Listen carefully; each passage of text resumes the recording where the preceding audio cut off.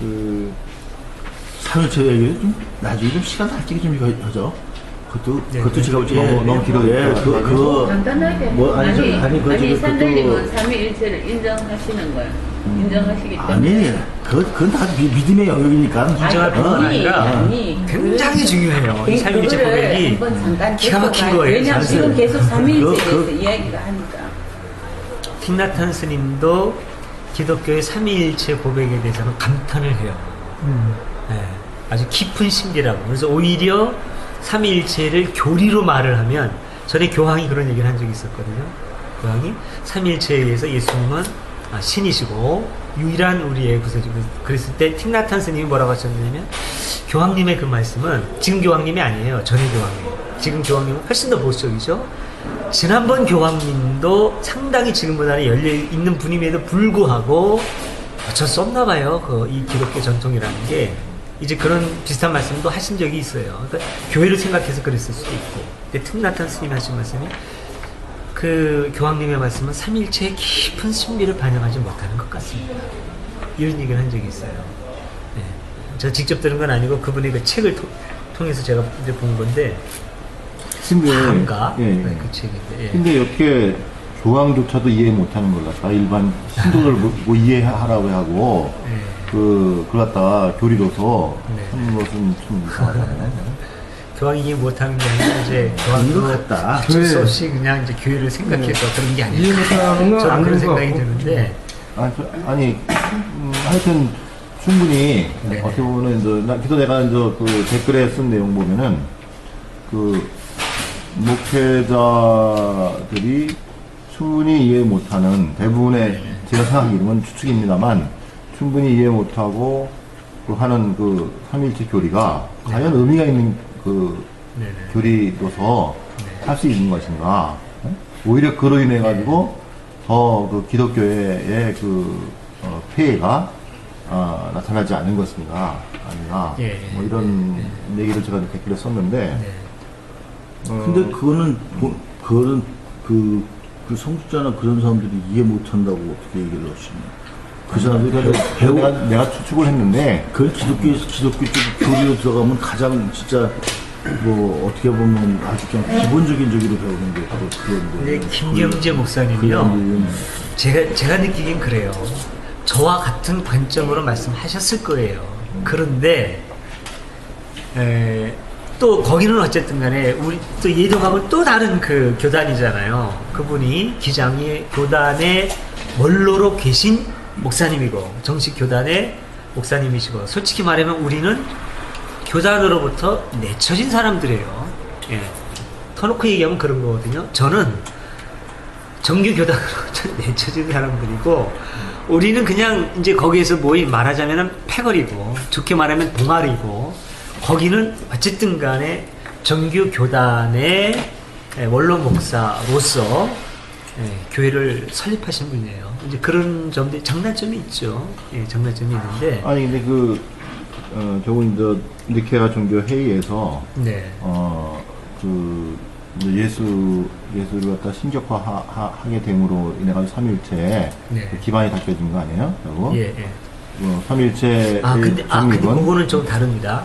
그렇게 해서 삼일체 기반이 만들어진 게 아니라 삼위일체적인 고백은 그 이전부터 있었어요.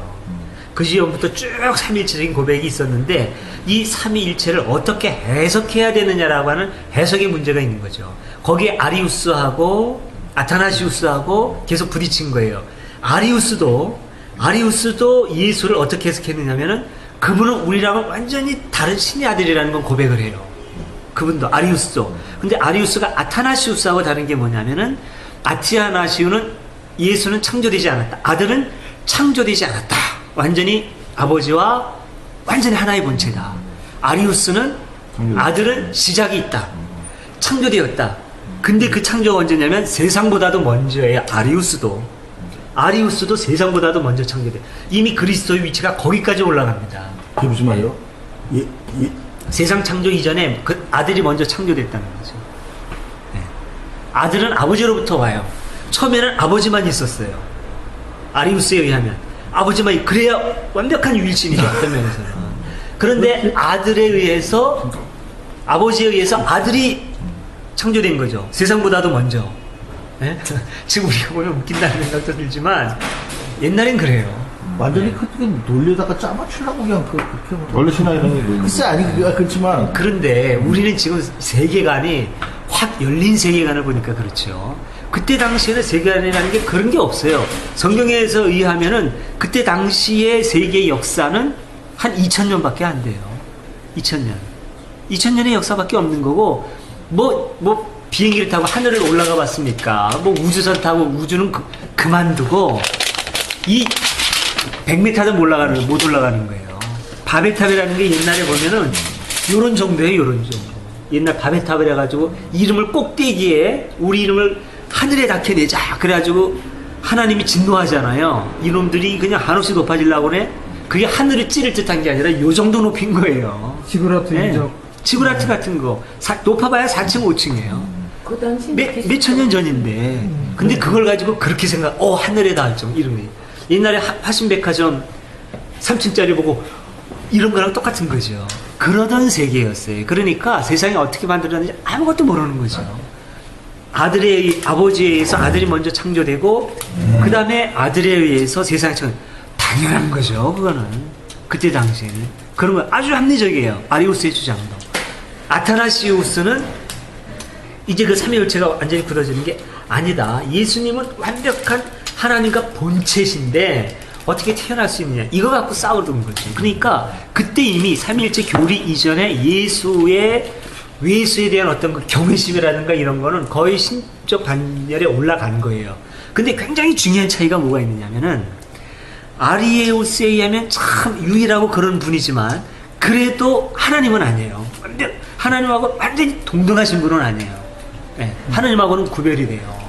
보다 더 우리와 가깝고 예수를 통해서 하나님께로 갈 수 있는, 보다 더 우리와 훨씬 더 대화할 수 있는 예수님의 손가락이 될 수도 있는데 아타나시오에서 완전히 예수님이 달이 되는 거죠. 예수의 신앙이 아니라 예수의 대한 신앙이 아리우스도 예를 들면은 원죄설이라든가 네. 그다음에 예수의 대속 그 설을 아리우스파도 인정한가요? 그거는 좀 더 이제 봐야 될 것 같아요. 근데 아마 제 생각에는 아닐 겁니다. 제가 그거는, 네. 요번에 그 말씀이 한 거에 보면은 그 니케아 회의에서 예수를 신격화함으로 인해 가지고 네. 그 다음에 이제 하나님의 위치에 올려놓게 되면은 결국은 제가 완전히 없어야 될 거 아닙니까? 네네. 그러니까 성모 마리아에 대한 신격화, 준신격화가 일어나게 되고, 그러니까 죄가 없는 분한테 태어나야 되지 않습니까? 그리고 또 이제 원죄설이 또 태어나고, 그 다음에 대속설이 발전됐다. 이런 식으로 지금 되는데. 아마 그럴 거예요. 그럴 건데. 근데 아리우스파는 좀 그보다는 좀 한 단계 좀 이렇게 낮게. 그러니까 아타나시우스하고는 분명히 구별이 돼요.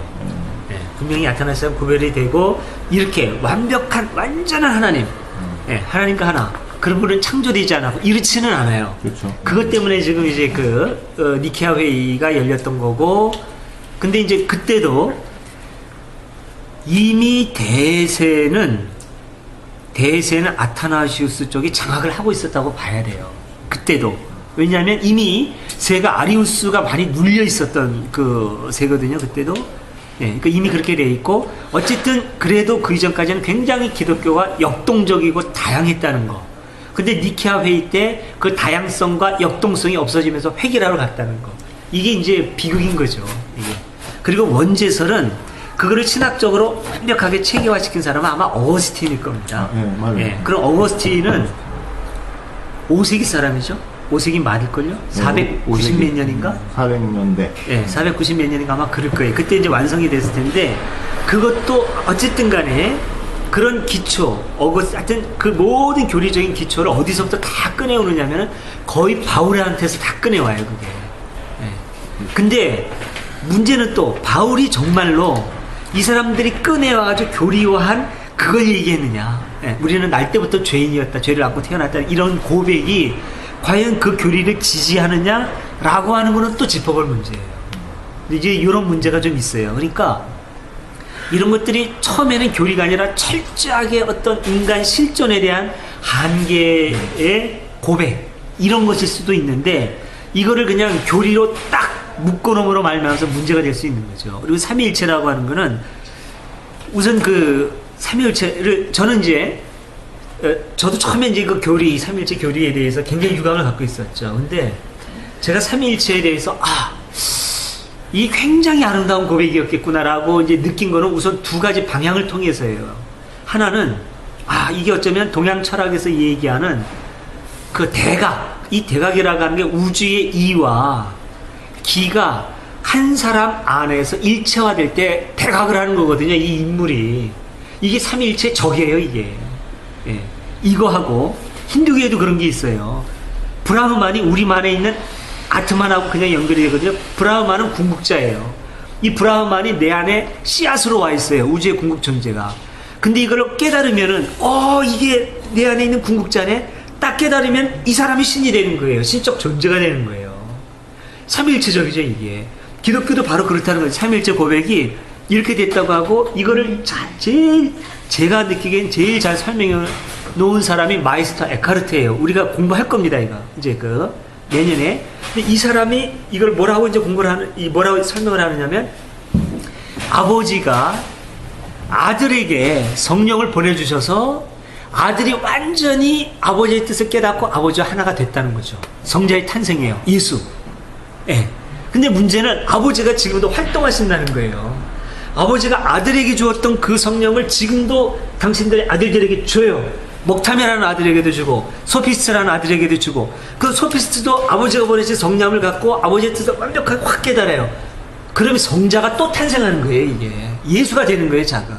그러니까 예수는 첫 아담이고 바울이 얘기하는 것처럼 첫 아담이고 둘째 아담 셋째 아담 계속 태어날 수 있는 거죠. 마이스터 에카르트가 이거를 성자의 탄생이라고 그래요. 그리고 성자의 탄생은 계속돼야 된다. 우리도 예수가 돼야 된다는 거죠. 그리고 삼위일체가 우리 안에서 완성되는 거예요. 하나님이 내 안에 들어와 있는데 얼라라든가 이런 얘기 하잖아요. 유영모 선생님이. 예, 참나, 몸나와가 아닌 참나. 근데 이게 하나님께서 이 참나를 나에게 이제 씨앗으로 주시고 깨닫게 하시는 영으로 말미암아서 우리가 그걸 깨닫는다 말이죠. 예? 그러면 성자가 탄생하는 거예요. 내 안에서 삼위일체가 이루어지는 거죠. 이게 삼위일체적인 고백이라는 거죠. 오직 예수가 아니라는 거예요. 삼위일체는 하나님의 성령을 보내서 예수가 하나님과 하나가 되셨네. 신적 존재가 되었네. 그게 삼위일체의 고백이에요. 예수한테. 우리도 예수의 그 시당을 가져야 되겠네. 나도 작은 예수가 돼야 되겠네. 그래서 나도 내 안에서 하나님이 주신 그 신성이 발화하고 깨닫는 거죠. 신들이 탄생하는 거예요. 하나님의 아들들이 탄생하는 거. 그거는 굉장히 어떻게 보면 이게 기존 기독교에서 해석하는 거하고 좀 얘기가 다르지만 뭔가 어떻게 보면 굉장히 그 의미로 해석하신 건데 이렇게 그거를 나름대로 의미로 해석하신 거고. 네. 개변? 조금 그러니까 개변스러운. 근데 아까 이미 그 이전에 이미 그 세일은 그렇게 많이 장악하고 있다고 말씀하시잖아요. 그러니까 이제 이런 것들이 많았는데 아마 제 생각엔 그래요. 처음에는 아리우스적인 고백이 강했을 거예요. 근데 이제 그 니케아 회의 때는 아타네이우스적인 세력이 강했던 것 같아요. 잠깐만, 강했다는 게 이제 무엇이 강했다는 세력이 강하다는 거죠. 세력이 세력이 강했다는 게 우리가 요새 생각하는 교세 같은 겁니까? 교세. 그 당시 정치적인 어떤 그 세력이. 교세가 강한 거죠. 그리고 그때 당시는 그러니까 콘스탄티누스 이전엔 정치적인 세력이라는 게 없어요. 예. 그러니까 그때까지는 교회가 정치적인 그런 입김을 거의 안 받아요. 정치적인 입김을 받은 것은 뭐냐면 오로지 핍박이냐 방관이냐. 예. 그러니까 로마 제국 시대 아닙니까? 그때까지 로마 제국이 이렇게 퍼져나가지만 정치하고는 엇갈려서 가요, 늘. 이제 황제에 따라서 봐주는 황제가 있고 얘네들 안 되겠네, 없애야 되겠네, 그런 황제들이 있어요. 근데 참 묘한 거는 똑똑한 황제들이고 현제들이라고 불리우는 사람일수록 기독교를 싫어해요. 박해를 많이 해요. 이것도 참 묘한 일입니다. 우리가 오현제라고 하는 사람 있죠? 거의 다 기독교 싫어했어요. 박해하고. 네로가 싫어했죠? 네로 우리가 생각하는 거하고 다릅니다. 이 사람 똑똑하고 아주 예술적인 사람이에요. 근데 이 사람이 기독교 박해한 건 하나의 해프닝이었어요. 해프닝, 정책적인 박해가 아니에요. 예. 로마에 이제 화재 난 거, 이건 해프닝이었죠. 그 다음에 제대로 기독교인들, 얘네들 좀 안 되겠네? 라고 본격적으로 어느 정도 정책적인 박해 비슷하게 한 최초의 왕이 누구냐면 도미티아누스고, 그때 쓰여진 게 요한계시록이에요. 요한계시록. 그래서 로마 황제를 666으로 표시하고 그러는 거죠. 이것도 이제 영적으로 해석하는 사람은 뭐 다르게 해석하지만, 제가 볼 때는 666은 도미티아누스예요. 예. 근데 이 도미티아누스조차도 법적으로 체계화 시켜가지고 박해하거나 그러지는 못했어요. 쟤네들 안 되겠네. 쟤네들 그냥 저 가능하면 잡아들이고 퍼져나가지 못하게 그냥 이 정도였어요. 근데 오현제라고 하면 누구부터 들어갑니까? 그러니까 뭐 네르바라는 황제가 있어요. 네르바, 그 다음에 마지막에 이제 마르쿠스 아우렐리우스죠. 그 중간에 이제 또 트라이아누스가 들어가든가? 네, 트라이아누스 들어가고, 하드리아누스 들어가고, 네르바, 트라이아누스, 하드리아누스, 마르쿠스 아우렐리우스, 중간에 또 누가 하나 있는데, 아무튼 이 사람들인데 거의 다 박해를 해요. 트라이아누스는 싫어해요. 근데 이 사람들은 정책적인 박해를 안 해요. 예, 거의 다 싫어하는데. 예. 그러니까 이제 거기에 대해서 뭐 사람들이 기독교에 대해서 의논해보면 적당히 주물러라, 이런 조언을 많이 해줘요. 예. 만약에 크게 소용돌이를 일으키면 제어하되, 그 사람들은 좀 타일러가지고 이렇게 해라. 예, 좀 미련한 사람들이다. 합리적이지 못한 사람들인데 그런 사람들이 종교에 빠지면 그럴 수 있다. 이런 식의 반응을 트라이아누스는 특히 보입니다. 그런 흔적들이 많이 나와요. 나중에 가능하면 로마인 이야기를 한번 읽어보세요. 상당히 도움됩니다. 로마인 이야기. 예, 한번 꼭 읽어보세요. 1권부터 15권까지인데 읽다 보면 정말 재미있어 할 겁니다. 처음에는 힘들어도 꼭 한번 읽어보시고, 거기 보면 이런 얘기들이 굉장히 자세히 나와요. 근데 언제부터 정책적인 박해가 대대적으로 일어났냐면 250년에, 그러니까 이제 오현제 시대가 100년에서 200년 거의 사이에요. 90년대 후반부터 200년대 초에 오현제가 딱 죽고, 마르쿠스 아우렐리우스의 아들인 코모두스라고 하는 사람이 참 좀 문제가 많은 친구인데, 이 친구가 아주 잘못하면서 그 다음부터는 황제의 권위가 땅에 떨어집니다. 그 다음부터 이제 쟤 안 되겠네, 쳐 죽여. 그래가지고 군단에서 황제를 막 옹립을 해요. 50년 동안에 50년 동안에 20몇 명의 황제가 난립을 합니다. 거의 군인들이에요. 죽이고 일어나고, 그러면 저걸 못 보겠다, 또 일어나가지고 죽이고. 군인 황제 시대. 그러는 와중에 이 군인 황제 시대지만, 그때 250년 경서부터 기독교가 안 되겠다, 얘네들 씨를 말려야 되겠다. 그래서 비기독교 문서를 가까이 만들어요, 사람들한테. 예. 그래서 비기독교 문서가 없는 사람은 뭐 여러 가지로 뭐 이렇게 뭐 제재를 가한다든가, 이런 정책적인 박해가 시작이 돼요. 근데 그게 다 실패합니다. 이 기독교인들이 얼마나, 이 기독교 역사에는 굉장히 자랑스럽게 나와요. 예, 그 끝까지 순교하면서 웃으면서 순교한다든가 막 이러는 것들, 예, 이런 것들이 이제 아주 자랑스럽게 나오는데, 이제 그런 걸 보고서는 기가 막히게 하는 거죠. 얘네들 안 되겠네. 그리고 이 50년 군인 황제 시대를 정리하고 로마를 재통일한 위대한 황제가 있어요. 역사적으로는 콘스탄티누스보다 더 위대하다고 볼 수 있는 황제, 디오클레티아누스. 이 사람이 기독교 역사에서는 최악의 황제예요. 사탄 중에 사탄이에요. 디오클레티아누스. 근데 아주 멋있는 사람이에요. 인간적으로 너무나 멋있는 사람. 예. 너무나 광대하니까 이거 나 혼자는 도저히 한 사람으로서는 안 된다. 저쪽에서 군단에서 일어나면 여기서 군대 파송하지 보내면은 몇 달이 걸리는 거예요, 이게. 예? 몇 달. 그동안에 이미 끝나요, 상황. 이렇게 되니까 안 되겠다. 이거는 너무나 나라가 크다. 이 얘기가 끝나는 거 아니에요, 오늘? 그래도 이 얘기는 조금 좀 해봅시다. 이 얘기는 굉장히 중요하니까. 영희님, 그래서 나라를 반으로 나누죠. 동로마, 서로마로. 이게 정식으로 나누는 게 아니라 그냥 나눠가지고 자기 친구한테 줘요. 굉장히 멋있는 사람이죠. 예. 그래서 친구하고 나눠가지고 황제로 나눈 다음에, 그 다음에 우리 대해서 끝나면 안 되지. 그래가지고 다음 때로 이어가기 위해서 부황제를 둡니다. 자기들은 아우구스투스, 물론 수석 황제는 디오클레티아누스, 그리고 이제 부황제로 카이사르를 임명을 해요. 그래가지고 또 절반을 떼요. 4등분을 해가지고 나누게 합니다. 그러니까 단순한 황태자가 아니라 통치자죠. 현실 통치자이면서 후계자로 4등분을 하는데 기가 막힌 화합을 이루어요.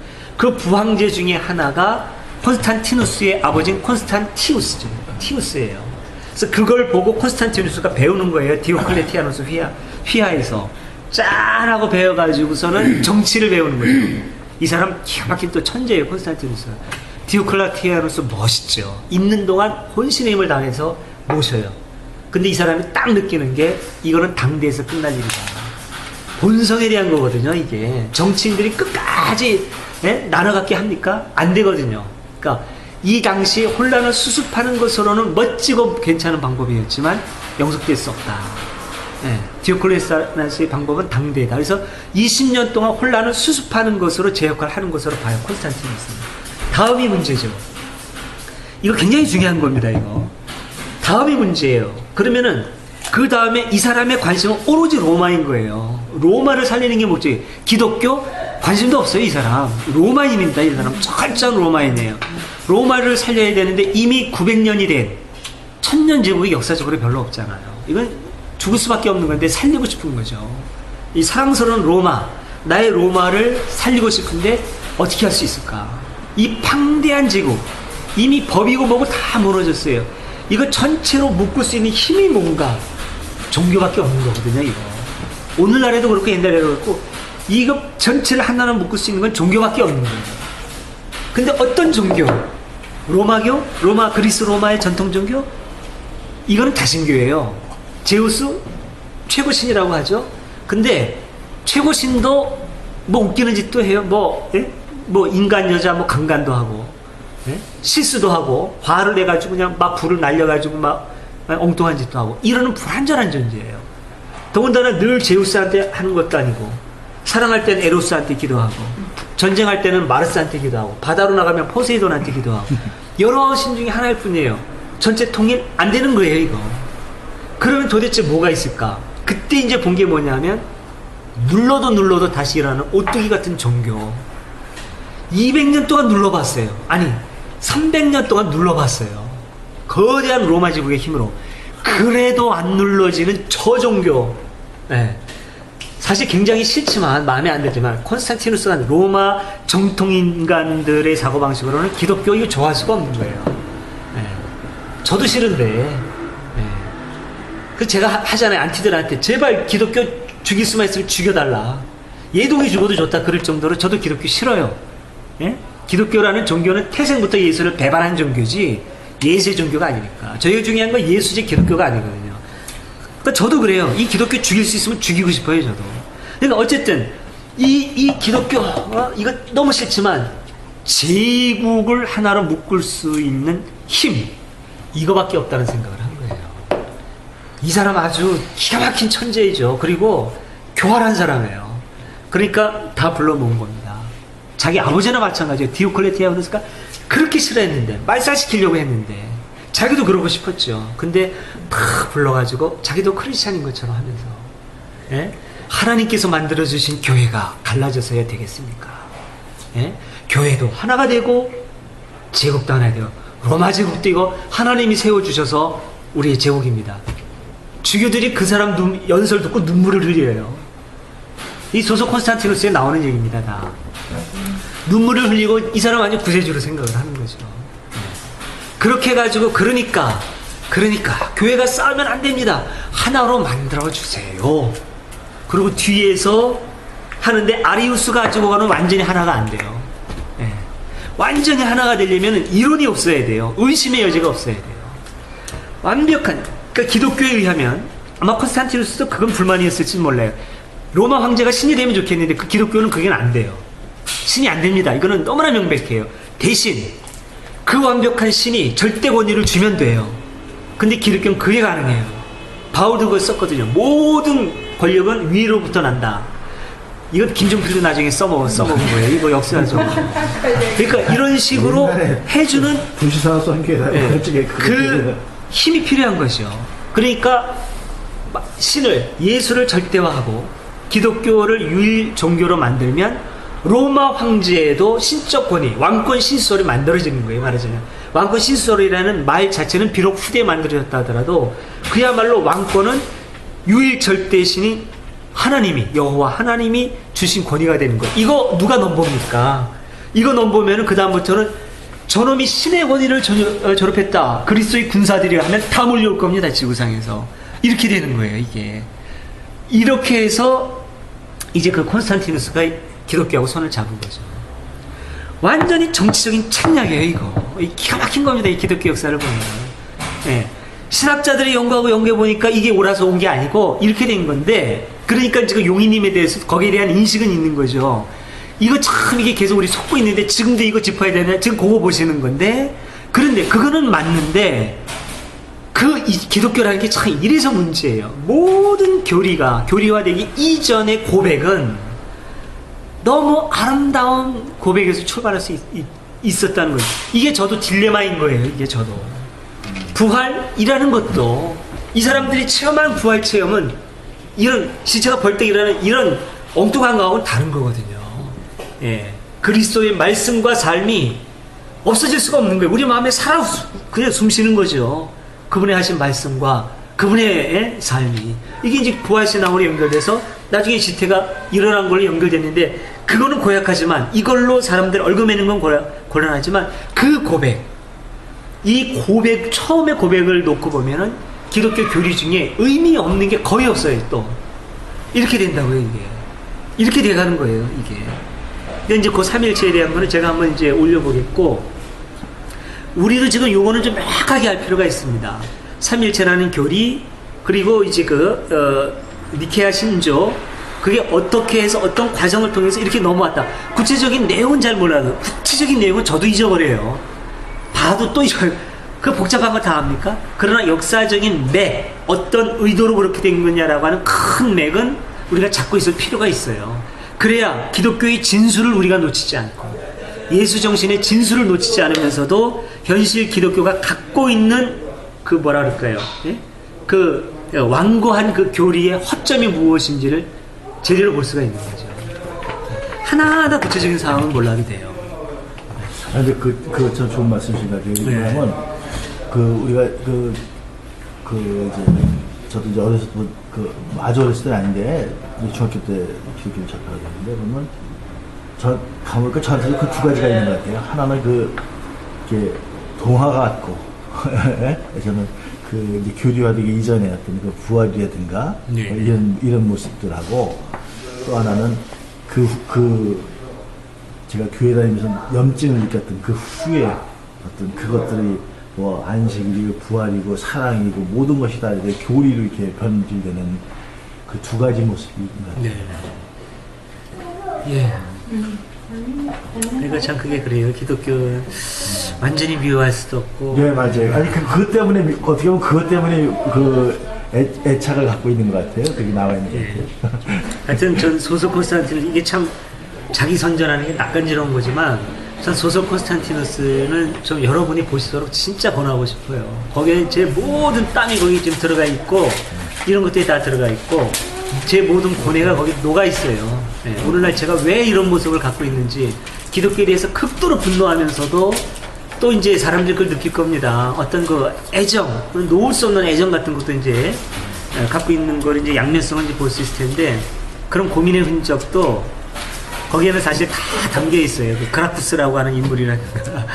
통해서 그라쿠스가 제일 많이 담겨 있죠. 예, 물론 이제 호시우스라든가 어린 시절에 콘스탄티누스라든가 이런 데 다 이제 제 신앙관들을 나눠 넣었지만, 그라쿠스한테 가장 많이 담겨 있다고 봐요. 근데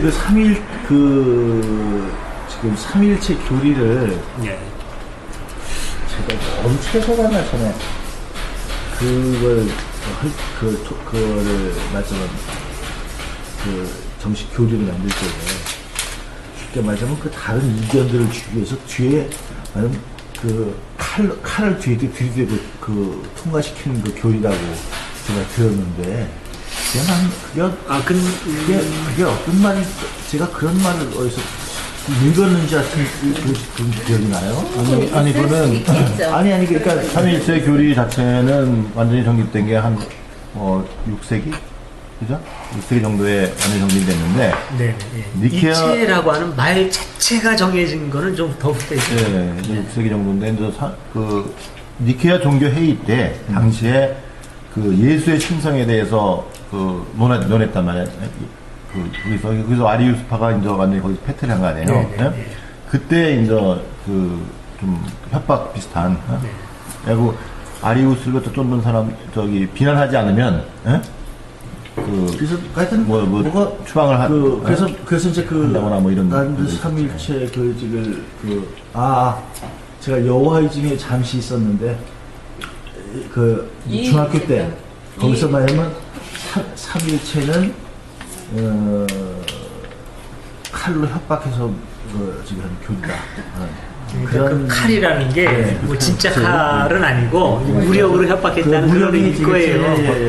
근데 이제 그렇게 봐야 되죠. 우선 이제 거기에서 이미 사람들이 돈의 매수가 된 거예요.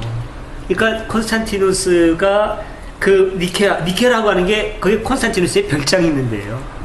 호수인데 콘스탄티누스의 별장이 거기에 있었어요. 그러니까 자기 별장으로 다 부른 거죠. 주교들을. 그러니까 그때 당시만 해도 로마 교황청 이런 게 없었어요. 로마 주교는 여러 주교 중에 하나인데 힘없는 제국의 수도이지만 주도권은 동방에 있었거든요. 그러니까 한 400명, 주교가 그때 한 400명 정도 되어 있었는데 영향권이 크고 작고 있었지만 개신교의 각 교회처럼 분산되어 있었어요.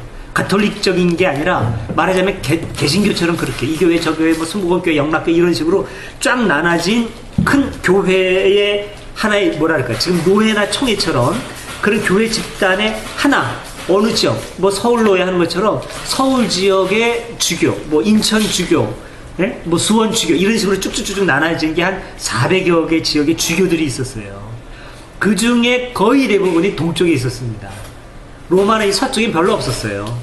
서쪽에는 교세가 약했고 근데 그 동쪽에 있는 주교들을 비롯해서 다 불러 모아가지고 근데 워낙 땅이 넓으니까 유럽 끝에서부터 아프리카 저 아시아까지 다 모여든 건데 여비를 전부 다 줍니다.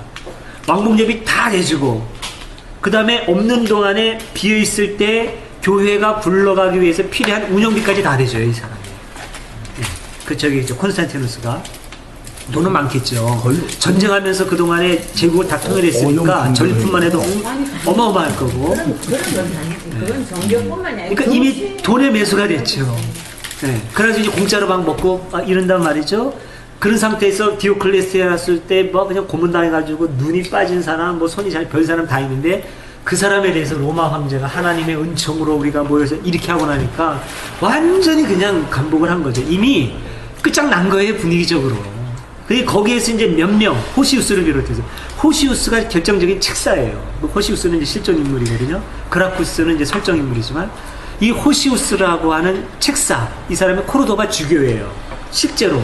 코르도바, 스페인의 코르도바, 이제 서방에서 온 주교인데, 이 사람이 이제 굉장히 중요한 역할을 해요. 신학적인 작업은 아타나시우스가 하는데, 이 신학적인 모든 작업과 콘스탄티누스를 정치적으로 연결시켜주는 사람은 호시우스예요. 그래서 이 호시우스가 그런 역할을 하면서 사람들을 뒤에서 공작을 한 거죠. 그러니까 부분적으로 불만도 튀어나와요. 이거 아니지 않느냐, 아니지 않느냐. 그러나 이미 분위기는 거대한 물줄기가 그쪽으로 흘러가는 거죠.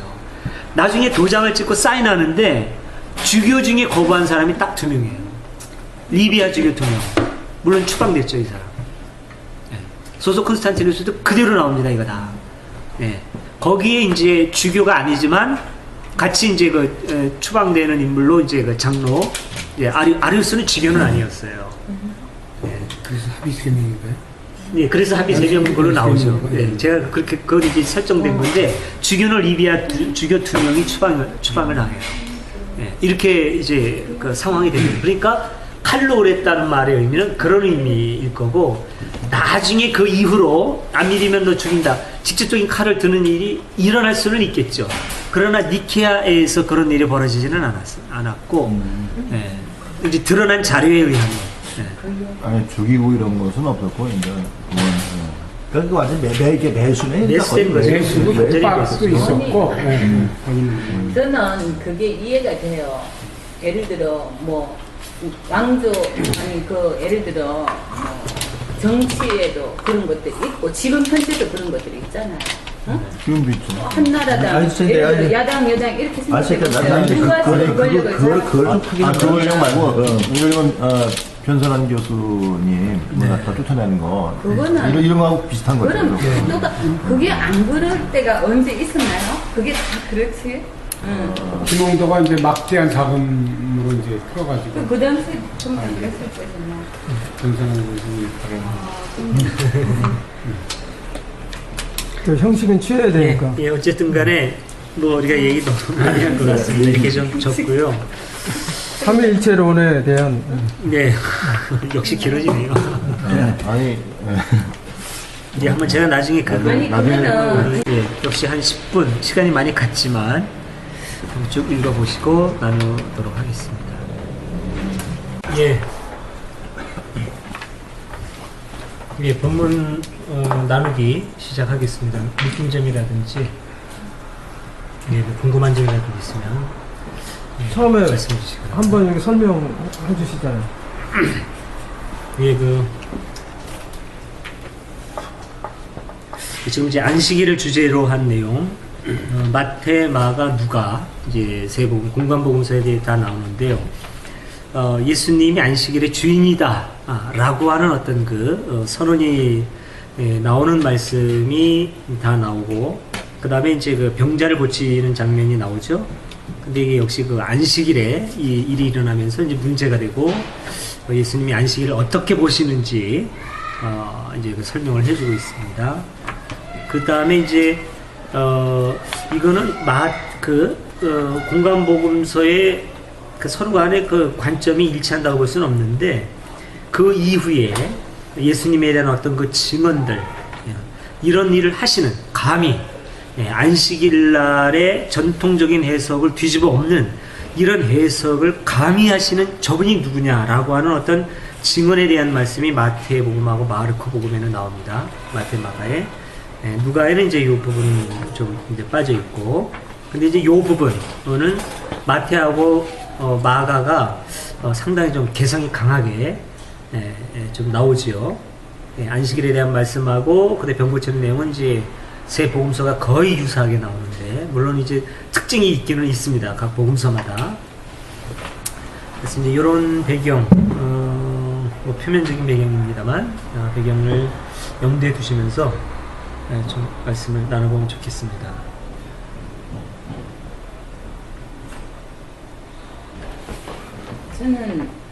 저는 이제 성경을 보면서 항상 깨닫는 것이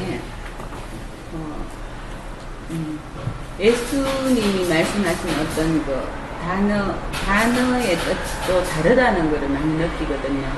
우리가 이제 예를 들어 보통 우리가 성경에서 말하는 안식일의 개념, 그 다음에 예수가 말씀하시는 개념, 또 권세 같은 것도 다르잖아요. 그죠? 권세도 어떻게 이야기하나 뭐 세상에서는 권세 있는 자가 힘없는 자를 누르지만은 하늘나라의 권세는 바로 밑에서 위를 받쳐주는, 말하자면 섬기는 거라고 그렇게 하거든요. 예. 그런 거 보면 저는 우리가 일반적으로 생각할 수 있는 거하고 반대로 생각하면 예수님이 우리에게 원하시는 거 아니겠는가? 아니 심지어는 그 정도까지 느꼈거든요. 그 지금 여기서도 계속 보면 어차피 안식일에 미리 잘라 먹는 거 이런 거는 안식일에 해서는 안 되는 거라고 되어 있는데, 저는 여기 루가복음서 제일 끝에요. 네. 사람을 살리라고 하였느냐 죽이라고 하였느냐 하는 그 구절도 바로 예수께서 왜 왔느냐, 예수께서 이 세상에 왜 오셨냐, 양으로 생명을 얻게 하고 더 풍성히 얻게 하려 오셨다 그러잖아요. 그래서 바로 참목자라는 것은 어쨌든 간에 살리고 먹이고 치고, 그렇게 말해서는 바로 그것처럼, 또 베드로에게 부탁하셨던 것처럼 우리도 그렇게 해야 된다는 걸 항상 생각을 하게 되거든요. 우리도 예수의 이름을 덧입고 있는 우리도 바로 예수께서 원하시는, 내가 온 것은 양으로 생명을 얻게 하고 더 풍성히 얻게 하려 하십니다. 그럼 우리도 그렇게 해야 된다. 그리고 우리 애동의 저는 성도님 좀 자부심을 가졌으면 좋겠어요. 아니, 이거하고 연결이 됐어. 왜냐하면 그 하야사님 지금 하고 있어요? 많은 분들이 회원분들이 사실은 굉장히 이 딱딱한 그 교리 기독교에 그 물들어 있던 분들이 저는 그 일에 풀어지는 걸 느껴지거든요. 많은 분들이에요. 제가 이름을 일일이 말씀드릴 수는 없지만 그래서 그분들이 처음에는 이 무슨 교회냐 이상하다 이렇게 해서 들어와서 막 혼란을 겪고 갈등을 겪는 것 같아요. 근데 이렇게 댓글을 보면 알 수 있거든요. 그분들이 참 열리는 거예요. 열려가는 거예요. 그리고 보는 눈이 발달하더라고요. 막 무슨 소리냐 그거 엉터리다 이러는 것이 자꾸 보면서 성경을 보는 눈도 달라진다는 거죠. 그러니까 자부심을 가지세요. 그런 거 우리 애동이 바로 이런 지금 여기에 대해서 한번 볼게요. 그건 지금 뭐 질문하는 건 아니잖아요, 지금 그렇죠? 그러니까 내가 다른 건으로. 안식일은 사람을 위하여 있는 것이지 사람이 안식일을 위하여 있는 것이 아니다. 따라서 사람의 아들은 안식일의 주인이다라고 되어 있는데 앞에 것은 이해하게 되겠는데 그하고 연결해서 사람의 아들은 여기 예수님을 얘기하는 거 아니에요? 예수님은 안식일의 주인이라는 그 의미가 과연 무엇인가에 대해서 좀 확 들어오지가 않아요. 뭐 짐작하는 것은 있는데 그 앞뒤에 논리적으로 나중에 일부러 집어넣은 거 아니냐? 아니 그러니까 그러니까 안식일의 주인이 예수님이 안식일의 주인이다. 내가 안식일의 주인이다. 그 뜻이 무엇을 뜻하는 거지? 아마 원어적인 것으로 보면 조금 더 이해가 될 것 같은데 정확하게 이해가 안 가요. 그러니까 이런 것 때문에 제 아내도 지난번에 제가 말씀드렸지만 안식일이 사람을 위해서 있는 거다? 놀래면서 잘못 본 거 아니냐. 그러니까 사람의 아들이 바로 안식일의 주인이다. 이런 것 때문에 이렇게 대부분의 사람들이 이렇게 생각을 하는 것 같아요. 잘못 본 거 아니냐, 저한테. 우선 이제 그 성경을 볼 때 계속 얘기해 왔습니다만 일단은 성경은 카더라 통신이라고 하는 걸 우리가 염두에 둘 필요가 있죠. 카더라 통신. 이렇다 카더라. 수많은 카더라를 통해서 기록이 되는 거죠. 우선 이제 계속 한 얘기. 예수 사건과 복음서의 기록은 거의 40년 이상의 공백이 있다는 거죠. 그 40년 동안에 계속 카더라. 예수님이 이랬다 카더라. 수많은 카더라가 있었던 거죠. 그러니까 그게 어떻게 그동안에 전해지면서 원형 그대로 전해졌는가. 이거는 장담을 못하는 거죠. 굉장히 많이 바뀔 수 있고 예수님이 한마디 했는데 그 다음 전하는 사람한테 2마디 3마디가 전해질 수도 있죠. 우리가 그걸 쉽게 할 수 있는 게 텔레비전에서 그런 프로 있잖아요. 다른 사람도 한 사람한테 얘기하고 이거야 그럼 이 사람이 이거 또 돌아서 이거. 근데 여기에서 5계단 6계단 지나가면 완전히 다른 얘기인 경우도 있어요. 맞는 경우도 있고 그렇지 않습니까? 물론 옛날 사람의 경우에 기억력도 뛰어나고 하지만 그러나 또 자기가 듣고 싶은 방향이 있어요. 입모양을 보고 하는 것도 있죠. 이렇게 말해. 근데 자기가 듣고 싶은 게 있어요. 사람은 그런 게 있거든요. 듣고 싶은 방향으로 들릴 수 있는 거죠. 예수님에 대해서도 예수님은 이런 분이었으면 좋겠어요. 근데 이 사람이 얘기를 해요. 자기가 들을 때는 자기가 원하는 방식으로 들을 수가 있는 것이요. 그러니까 여기에서 오히려 우리가 봤을 때 근사한 거는 아닐 가능성이 있는 거죠. 사람의 아들은 안식일의 주인이다. 거창하죠. 예수님이 이런 거창한 선언을 하셨을까? 아니면 예수님을 거창하게 만들고 싶어 하는 사람들이 들은 걸까? 의도적이든 비의도적일 수도 있어요. 비의도적일 수도 있어요. 아니면 의도적일 수도 있어요. 진보적인 신학자들이 약한 게 이거예요. 비의도적으로 이 사람들은 이걸 잘못 들을 수도 있다. 이 정도까지는 얘기하는데 자기들이 이거를 왜곡했다는 얘기를 잘 못하는데 성경에는 그런 부분이 꽤 많이 있습니다. 제가 보기에는. 그러니까 여기에서 제가 볼 때 이건 아마 예수님의 말씀인 것 같아. 라는 부분은 어디냐면 안식일이 사람을 위하여 있는 거지 사람이 안식일을 위하여 있는 것은 아니다. 이거는 예수님의 말씀의 가능성이 굉장히 높다고 봅니다. 우선 껄끄러워요. 굉장히 이게 껄끄럽다고 하는 증거는요. 지금 마르코 복음서를 가지고 마태와 누가가 기록되어 있죠. 보세요. 마르코의 본문이 마태하고 누가하고 거의 다 그대로 갑니다. 근데 마르코에서 정작 가장 중요한 게 뭐냐면 안식일이 사람을 위하여 있는 것이지 사람이 안식일을 위하여 있는 것은 아니다. 이게 대선언이에요.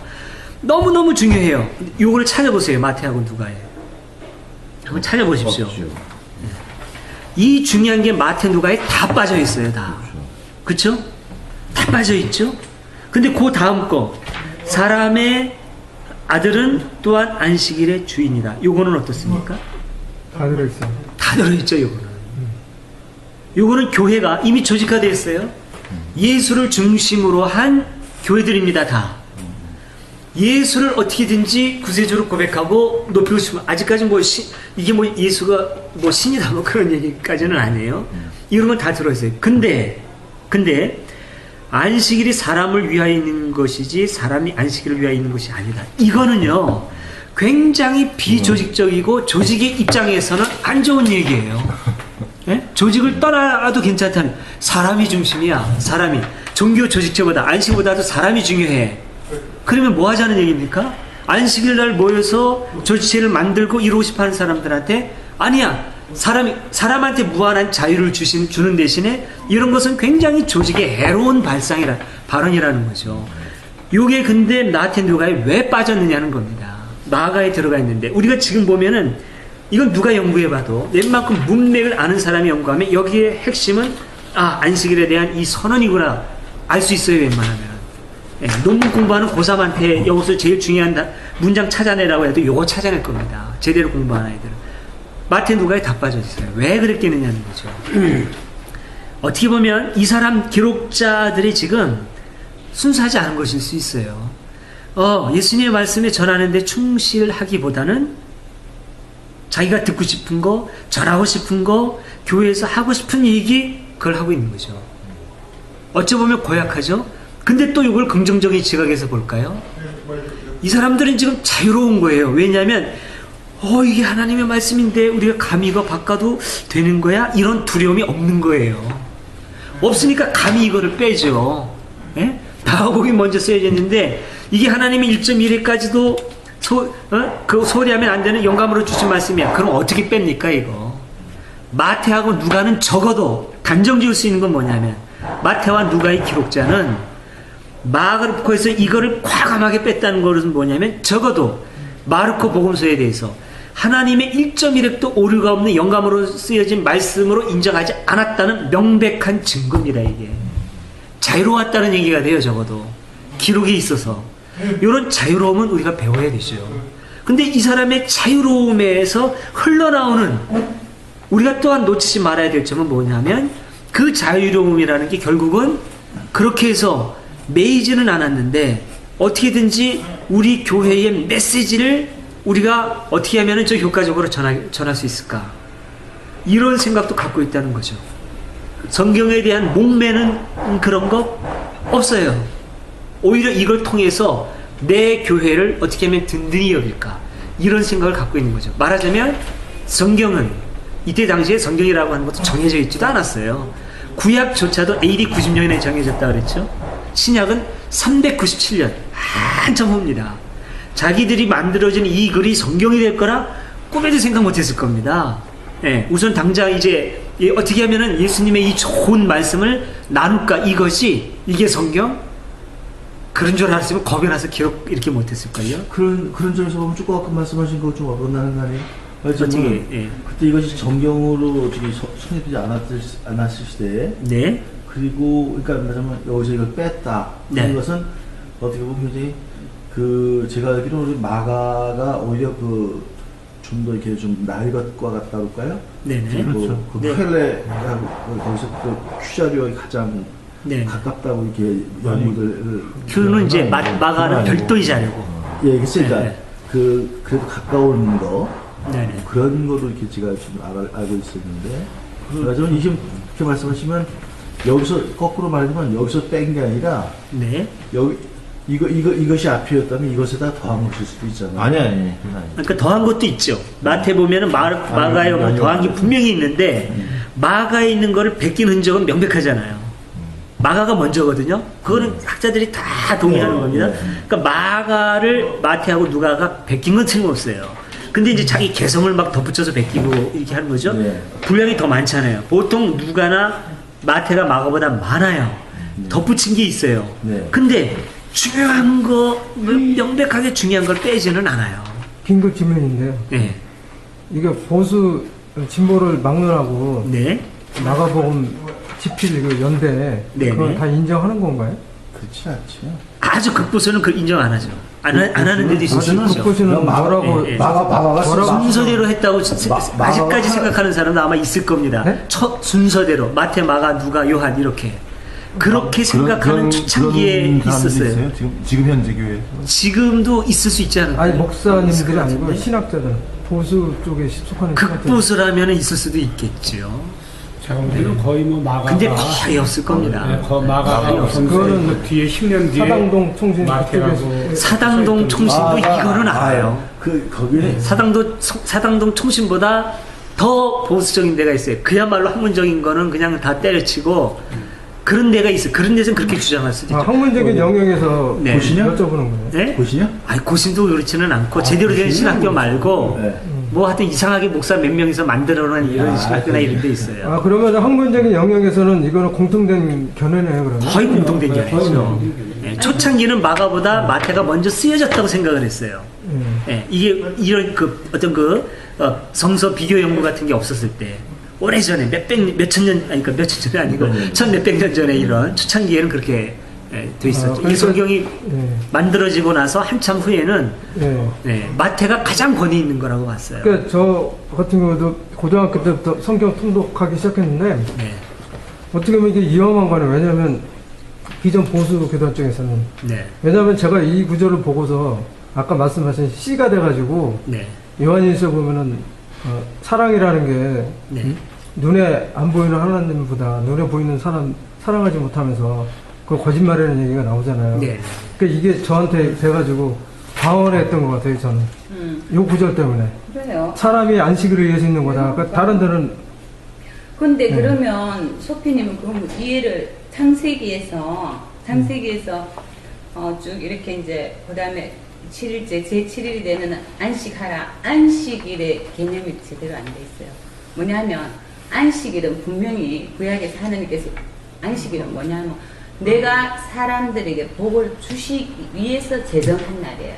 아니, 그런- 그렇죠? 아니 그런 의미가 근데 아니고. 그게 바로 지금까지 연결돼야 된다는 거예요. 여기 누가까지. 누가가 지금 말하는 거 예를 들어 우리가 집을 보고 아니 내 이야기 들어보세요. 집이 더 중요해요. 사람이 더 중요해요. 아니 그런 뜻이 아니고요. 그런 뜻이 아니에요. 그런 뜻은 전혀 아니고 제가 이제 그 예수청 부신족 이런 게 이제 초등학교 때부터 교회를 다녔는데 그때 그런 게 이제 머릿속에 있어가지고 그래요? 지옥과 천국 이런 거 생각을 하면서 이게 이제 신앙생활의 방황을 이제 교회를 열심히 다녀서 방황을 했는데 왜냐하면 성경을 읽다 보니까 이런 구절들이 나오는 거예요 이게. 응? 그러니까 이런 걸 보니까 이거는 평소에 목사님들이 설교 시간에 하는 건 그러니까. 아니니까. 그러니까 거기서 그 부분에서. 그러니까 이거는 내가 기존에 그 교육받았던 게 틀릴 수도 있구나 그런 생각이 들게 하는 구절들이란 말이죠 이게. 그래서 저희 딸한테도 요한일서 이렇게 얘기 보여주면서 사람 밑에 종교가 있는 거다. 그래서 저거 끄집어낸 거고요. 그러면서 이 젊은 세대들은 행복한 거다. 그럼 너도 행복한 거다. 아빠는 예수 친구 부신족에 빠져서 많은 세월을 헤매고 방황 속에 보내고 혼자서 이거 찾느라고 역시 힘들었다. 역시 우리 좀 이렇게 하죠. 지금 오늘 이 본문이 너무나 중요하고 예. 우리가 아까부터 시간을 좀 많이 소비해가지고 시간이 많지 않으니까 일단은 아주 중요하고 꼭 설명해야 될 부분을 제가 좀 먼저 말씀을 드릴게요. 그리고 나서 이제 또 뭐 질문이라든가 이렇게 받는 걸로 하죠. 우선은 안식일 자체에 대한 이해를 우리가 좀 제대로 할 필요가 있습니다. 안식일 자체. 우선 안식일의 모델은 구약성경 하나님의 창조 설화에서부터 나오죠. 하나님이 엿새 동안에 창조하시고, 물론 엿새라고 하는 건 오늘날의 24시간하고는 다른 하나님의 엿새죠. 뭐 굳이 말하자면 하루가 1000년 같고 1000년이 하루 같은 하나님의 엿새. 어떤 그래서 그 엿새 동안 하나님이 창조하시고 제7일에 쉬셨다고 나오면서 의미로 봐야죠. 물리적인 시간으로 보지 말고. 그러면서 우리에게 내가 엿새 동안 일하고 쉬었으니 너희도 쉬어라. 이게 이제 안식일이죠. 그러니까 안식일에서 굉장히 중요한 것은 안식일이 예배드리는 날, 이게 아니라 그냥 쉬는 날이에요. 일단은 그냥 쉬는 날. 그리고 구약에서 쭉 이어서 이제 설명이 나오는 것은 그 안식일날 너희들 뿐만 아니라 너희들의 종이나 노비나 뭐 종이 노비인가 그 다음에 뭐 짐승들까지 다 쉬게 하라고 얘기가 나와요. 예, 그러면서 우리가 계속해서 끊임없이 기계가 아니니까 일만 계속할 수 없고 6일이라면 하루는 쉬어야만 되는 어떤 그 유기체를 갖고 있는 생물의 특성을 그냥 인정을 해줍니다. 예. 그러니까 반드시 일만 계속할 수는 없어요. 생명체는 쉬는 날이 반드시 있어야 돼요. 그거를 구약에서부터 말씀을 해주고 있습니다. 물론 모델은 하나님의 창조사역에서 따오고 있지만, 그러니까 명백한 거는 사람이 일만 하고 살 수는 없다. 쉬어라 이거예요. 쉬어라. 안식일의 중심 개념은 누가 뭐래도 쉼에 있습니다. 그리고 이제 그 안식일은 구약에서는 이제 원래는 토요일이었죠. 아까 잠깐 말씀을 드렸습니다만 정확한 시간으로 말하자면은 금요일날 해 질 때부터 토요일날 해 질 때까지가 안식일이죠. 금요일날 해질 때부터. 그러니까 토요일이 안식일이지만 안식일의 시작은 오늘날 같은 뭐 시간 개념, 뭐 뚜렷한 시간 이런 게 없으니까 해질 때, 금요일날 해질 때부터 토요일날 하루 낮 다 하고 해 딱 넘어가면 거기까지가 이제 그 안식일이었단 말이죠. 그때는 아무것도 하지 말고 쉬어야 돼요. 예. 그러니까 인간은 쉬어야 된다라고 하는 너무나도 당연하고 인간을 위한 그 계명이었는데 그 계명이 절대화되다 보니까 그러면 일하지 말아야 되는데 일이 도대체 뭔데? 어디까지가 일인데? 그러다 보니까 계명을 만들기 시작해요. 이제 학자들이 이제 연구해서도 이제 하면 이게 참 문제입니다. 이게 처음에 뜻은 좋은데 그 뜻을 존중하기 위해서 만들어진다는 세칙이 오히려 기본 정신을 깨뜨리는 경우가 너무나도 많이 있어요. 그 세칙을 만듭니다. 예를 들면 얼마 이상 걸어서는 안 된다. 뭐 해서는 안 된다. 뭐 해서는 안 된다. 뭘 들으면 안 되고, 예? 뭐 무거운 걸 들어서는 안 된다. 나중에는 전쟁터에서 창이나 방패가 얼마나 이게 무겁습니까? 이거 들면 안 되는 거예요. 근데 실제로 이제 아시겠습니다만 유다 마키아베우스라고 알잖아요. 시리아하고 전쟁할 때 기원전 2세기입니다. 이때 나중에 시리아군이 그거를 알아요. 쟤네들 안식일날 무기 못 들게 돼 있어. 그날 공격하자. 공격을 해가지고 오는데 막는 게 아니라 그 유대 이 빨치산이죠. 유대 유격대원들 이 안에서 탁상공론이 벌어집니다. 무기 들고 방어하는 게 아니라 싸워야 되느냐 말아야 되느냐. 우리가 죽더라도 안식일을 지켜야 된다. 그래가지고 1000여 명이 그냥 몰살을 당해요. 그냥 몰살 당합니다. 이런 적이 있어요. 무기 둘 수 없다 그래가지고 우리가 하나님의 백성인데 하나님의 백성으로 살자고 전쟁하는 건데 우리가 하나님의 계명을 어기면서까지 우리가 전쟁해야 되느냐 살아야 되느냐 차라리 하나님의 백성답게 죽자 이렇게 된 겁니다. 이게 기가 막힌 거죠. 그래서 그 다음부터는 이미 몰살된다는 솔크라서 외양간 것이는 거죠. 이거는 안 되겠다. 그러니까 안식일날 공격을 하면 안 되는데 적이 쳐들어올 때 방어를 할 수 있다. 이렇게 바뀌어요. 잘한 거죠. 사실은 그런 식으로 이제 해석을 했어야 되는데 이런 일들이 이제 벌어지는 겁니다. 근데 어쨌든 계속 이 바리새인들이 이런 세칙을 정하고 하면서 나중에 안식일날은 여러 가지 규칙 때문에 옴짝달싹 못하는 날이 돼버렸어요.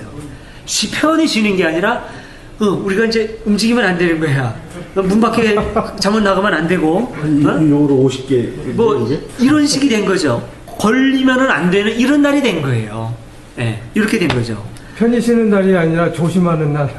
네, 아주 표현이 좋네요. 편히 쉬는 날이 아니라 범하게 될까봐 조심하는 날. 그런 날이 이제 돼버린 거죠. 지금도 저기 가면은 이스라엘에 가면 전 직접 가봤어요. 거기 안식일날 까만 옷 입고 다니는 랍비들이 있습니다. 호텔에 그 사람들을 위한 전용 엘리베이터가 있어요. 눌러도요 19층 가고 싶어 19층 눌러 동작 안 합니다. 못 누르게 돼 있어요. 이거 네? 올라가면은 일해야 되니까 이거 누르는 것 누르는 것도 작동시키는 것도 일로 봐요. 이 사람들 올라가면 2층에 열렸다 닫혔다 3층 열렸다 닫혔다 4층 이렇게 올라갑니다. 이 엘리베이터는 이렇게 돼요. 유엔베이터는. 지금도 이런 게 있어요. 이 계명 자체가 완전히 그러니까 안식일이 사람이 안식일을 위해서 존재하는 거예요. 이렇게 되면 예수님 당시 이렇게 됐단 말입니다. 예? 예수님은 지금 이걸 지금 보는 거예요. 예수님은 늘 뜻으로 보니까 이게 지금 큰 차이입니다. 아까 이제 아라님이 말씀하신 것도 결국은 그거예요.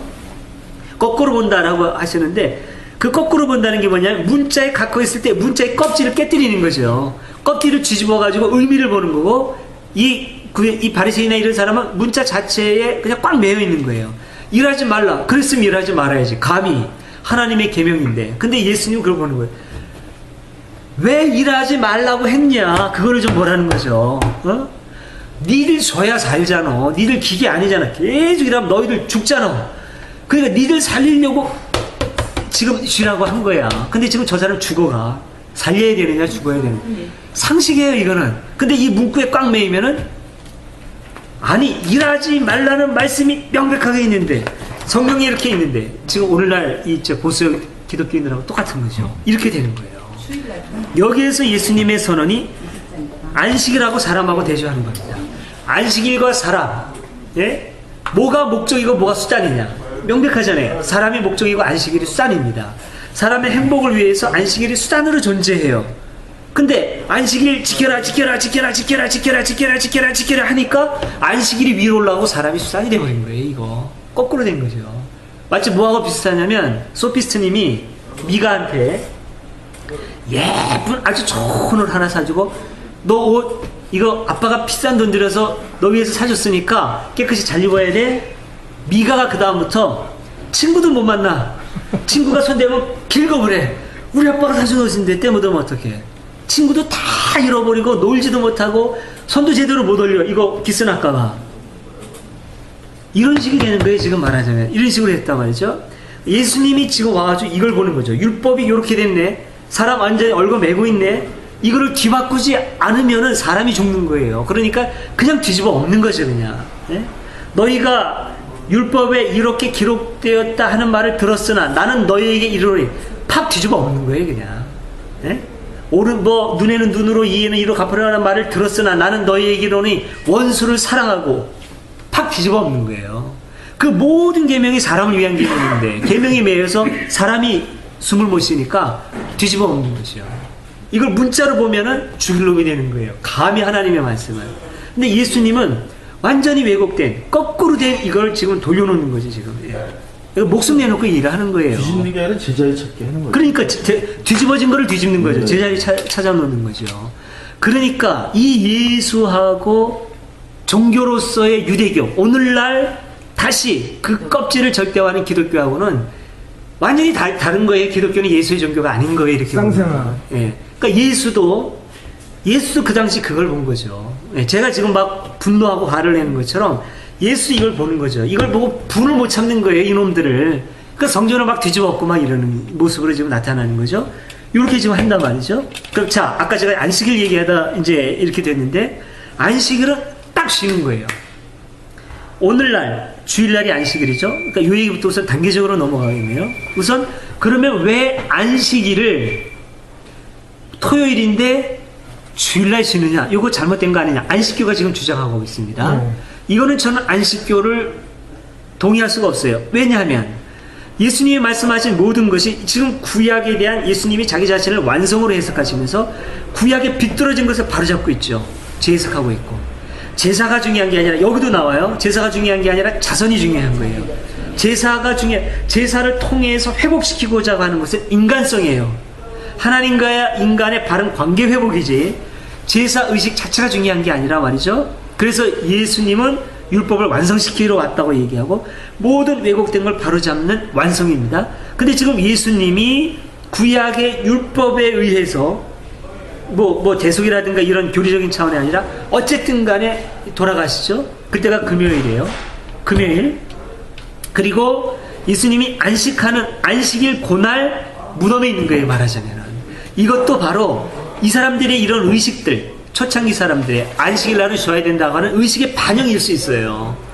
그리고 하나님이 창조하신 엿새의 구조 중에서 엿새째 되는 마지막 날 예수님의 사역의 완성을 십자가로 두고 사역의 완성으로 두고 안식하고 새로운 날이 열리는 그 첫날 예수님이 부활을 하면서 새로운 세계를 시작하신다 라고 하는 초대 예수 사람들의 의식의 반영일 수 있는 겁니다. 이게 이런 구도가 금요일날 십자가에 달려서 죽으시고 안식일날 이제 무덤에 계시고 안식 후 첫날 안식 후 첫날 무덤문을 열면서 부활하신다.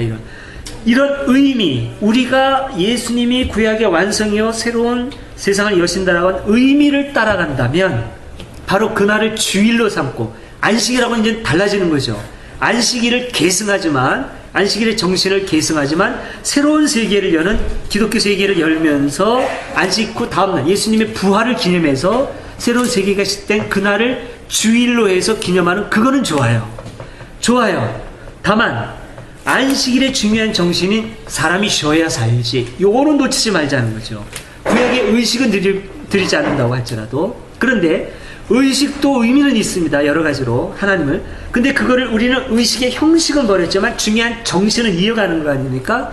그래서 그걸 예배로 바꿨어요. 그러면 예배를 그날 드린다면 예배 자체가 쉼이되어야 되죠. 예배 자체가 쉼이되어야 되지. 예배가 노동이라든가 힘들어서 그 다음날 엿새 동안의 일을 하는데 방해가 되면 안 된다고 저는 생각을 합니다. 그러려면 예배도 드리지 말고 쉬는 게 차라리 나아요. 그렇다고 해서 제가 예배를 쉬자고 주장하지는 않습니다. 왜냐하면 진정한 쉼은 육체의 쉼만이 쉼이 아니에요. 인간은 육체만 있는 게 아니라 영적인 존재고 영혼적인 존재고 육체와 정신이 같이 있죠. 그래서 전인격이 되니까 몸도 쉬어야 되지만 우리의 영혼도 쉬어야 되죠. 영혼이 쉬려면 우리의 영혼의 아버지이신 하나님 품 안에 안기는 게 필요하다고 보는 거죠. 어린아이가 쉬는 게 그냥 뉘어놓는 것만 해가지고는 쉬는 게 되지 않아요. 이거는 몸을 쉬는 건데 이걸 이렇게 가지고 쉬지 않습니다. 이 아이를 엄마가 보듬어 안고 젖을 먹여주고 도닥여주고 이게 쉬어요. 이것까지 있어야 비로소 완전한 쉼이에요. 그러니까 우리 크리스찬에게 있어서 우리에게 있어서 진정한 쉼이라고 한다는 것은 하나님 품 안에 우리가 안겨서 우리의 영혼이 하나님과 교류할 때 영혼의 쉼이 있는 거죠. 몸도 쉬지만 이게 적어도 주일날 같이 이루어져야 된다는 거죠. 그러면 주일날 편하게 몸도 쉬면서 여유 있게 하나님 앞에 나와서 예배를 드리면서 하나님의 뜻을 생각하고 일주일을 돌아보고 반성도 하고 내가 잘못한 거 있으면 하나님 앞에 내놓고 대화도 하고 그러면서 일그러진 관계 회복도 하고 영혼의 쉼이죠. 그리고 나서 그 시간이 뭐 너무 길고 조용히 뭐 이거 해라 저거 해라 교회 와서 주일 성수 아침부터 저녁까지 봉사부 무슨 이렇게 하지 말고 그런 어떤 예배가 진정한 쉼이 되고 신나는 예배 경험. 그 다음에는 일찍 들어가서 그거 예를 들어서 오전 12시에 딱 끝내고 한 10시쯤 모여서 이것저것 다 해도 12시에 딱 끝나고 늦잠도 자고 그 다음에 밥 먹고는 다 돌려보내라는 거죠. 돌려보내서 가족끼리 보내고 저녁 예배 꼭 필요해 하고 싶어? 가족끼리 엄마가 인도하든 아빠가 인도하든지 해서 좀 편히 쉬고 그런 면에서 목사님은 좀 무리하시는 건지 모르겠는데 그렇게 해서 좀 쉬고 일요일날 참 이렇게 쉬어서 몸도 쉬어가지고 다시 월요일부터 일하는데 지장이 없도록 오늘날은 뭐 이제 토요일날 쉬기도 하고 하니까 우리가 좀 융통성 있게 대처할 수는 있겠습니다만 이렇게 하는 것이 진정한 안식일 일의 정신을 계승하고 오늘날 주일날에 우리가 안식하는 바른 주일의 그 사용이라고 저는 봅니다. 이렇게 보는 거예요. 어쨌든 중요한 건 안식일 오늘날 그 주일로 우리가 계승한 안식일의 중요한 의미는 쉼에 있다는 거죠. 예배도 쉼이 되어야 돼요. 영혼의 쉼. 그 다음에 우리 몸의 쉼. 이게 쉼이 돼야 되지 부담이 되고 힘이 되고 의무사항이 되면 안 된다는 거죠. 근데 오늘날 냉철하게 보면 오늘날 교회 다니는 사람들의 이게 좀 80~90%는 제가 볼 때는 쉬고 싶어도 무서워서 할 수 없이 나오는 거고 보험 깨질까봐 나오는 거예요. 어떻게든지 천국은 가야겠는데 이제 그런 생각은 오랫동안 이제 배워서 알아요. 다음 세상이 있네. 눈이 현실에게만 고착화되어 있지는 않아요. 다음 세계를 볼 수 있는 눈은 어쨌든 가셨어요. 60년 70년 행복하게 잘 살면 뭐해? 다음 세상에 있는데 그 다음에 기독교적인 가치관으로 영원히 꺼지지 않는 지옥에서 고통? 이거 무슨 소용이 있어? 여기서 대통령 하면 뭐해? 그 세계가 중요해. 다음 세계를 준비한다? 좋다 이거죠. 그게 종교적이니까. 종교적인 거 좋은데, 그러면, 그날 지옥인 가지 말고 천국 가야 될 거 아니야. 그러니까 헌금도 내고 다. 이 사람들 마음속에 진정으로 우리 영혼의 아버지신, 예수님이 가르쳐 주신 하늘 아버지에 대한 진정한 존경심, 우리가 아버지에 대해서 하듯이 그런 어떤 효심, 아버지 자체가 정말 중요한 그런 순수한 종교심, 신앙심이 기독교인에게 얼마나 있느냐 말이죠. 저는 이게 너무나 약하다고 보는 거예요. 다른 종교에 비해서. 너무나 약해요. 나쁘게 말하면 이건 거래하는 거죠. 자기 보험 든 거예요. 천국 가기 위해서.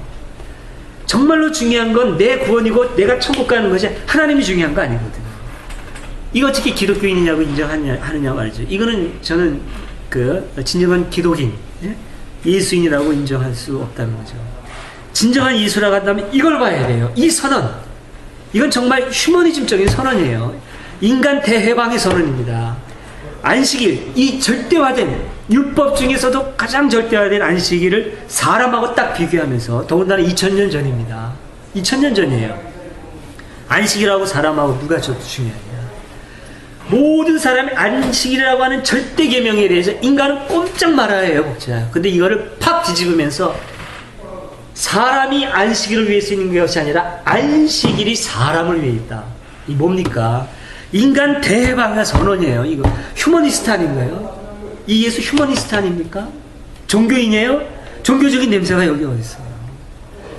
어떤 율법으로도 어떤 규칙으로도 사람 얼굴매서는 안 된다. 사람의 자유를 위해서 종교가 있는 거다. 이 선언하신 분이 예수님이라는 거죠. 근데 이 예수를 따르는 사람들이 오늘날 만든 교리라든가 이런 걸 보면 이 사람들 예수 사람이라고 이제 인정할 수가 없는 것이죠. 예. 이게 그러니까 이런 걸 보면 이제 이제 기독교에 대해서 분노하고 그래도 이걸 보면은 예수를 못 떠나는 거예요. 이런 예수를 어떻게 떠날 수 있느냐는 거죠. 예. 혹시 부처보다 못하다고 쳐요. 까짓거. 부처님은 80 살았고 예수님 30몇 살 불같은 청년이 막 그냥 엉뚱한 얘기도 하고 욕설도 나 인격 부족이라고 칩시다. 그 예수가 더 매력 있는 걸, 저는 부처님보다 이 예수가 더 매력 있는 걸, 인격적으로는 부처님 더 훌륭한 것 같은데 이 예수 못 떠나겠는 걸 어떻게 해요? 이렇게 된다는 거죠. 그러니까 예수적인 의도로 이렇게 빠져 들어가면 이렇게 된다는 거죠. 저도 지금 이제 마찬가지인 거고. 그러니까 묘한 거예요. 이렇게 되면은 예수에게 빠지려면 빠져들수록 분노가 더 생기는 거죠. 어쩌면 기독교에 대한 분노.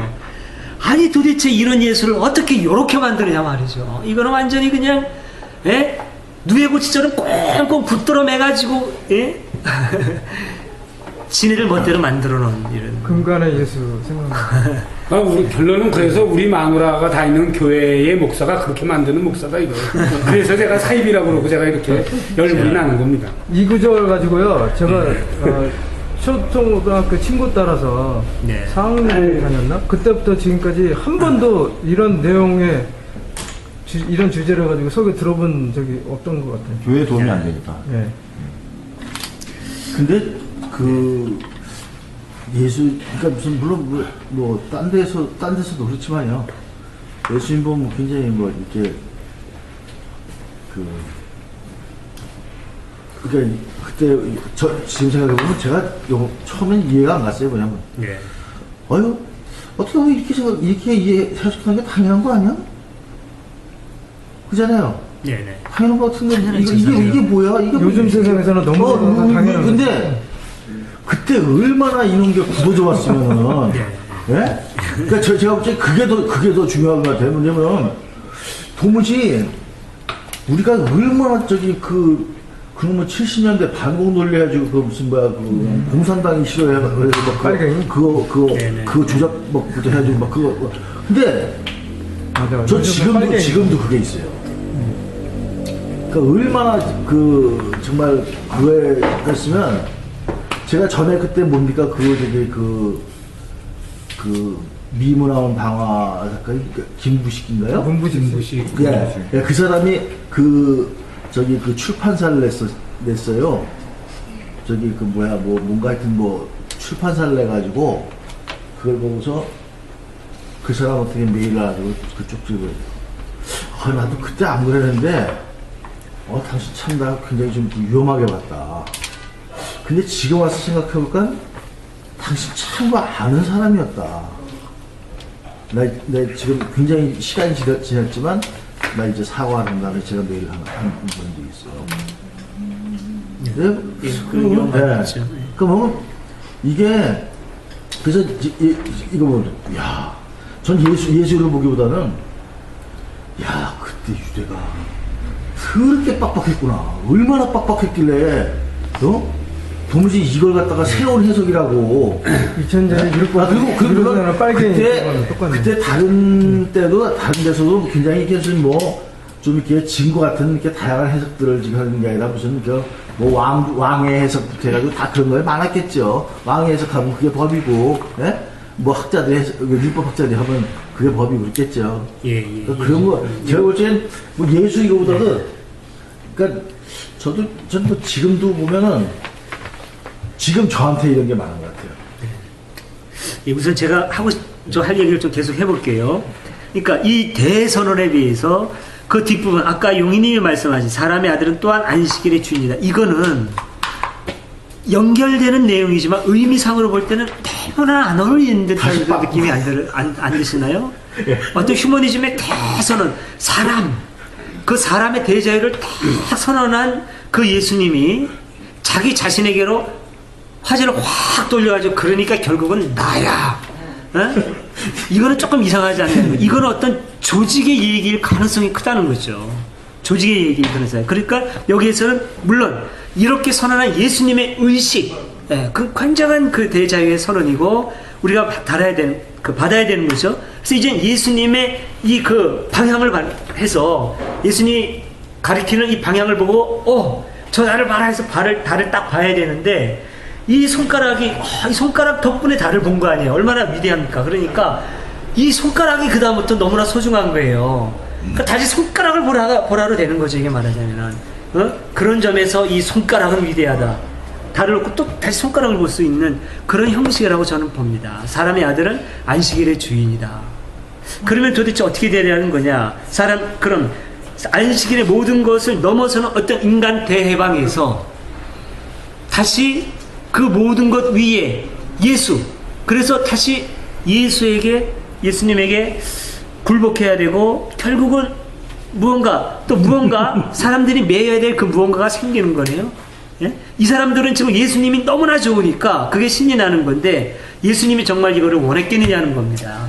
사람들이 나에게 이렇게 복종하고 나에게 순종하고 무릎 꿇기를 원하는 거냐, 아니면 이런 것까지도 다 깨트리고 그냥 있는 그대로의 자유, 이걸 예수님이 원했겠느냐는 거죠. 그랬을 경우에 이 후자는 교회 조직이 한 말이라면 이건 예수님을 배반한 것을 있는 거죠. 이것도 그런 점에서 교회는 태생부터 예수를 배반했다고 볼 수 있는 거예요.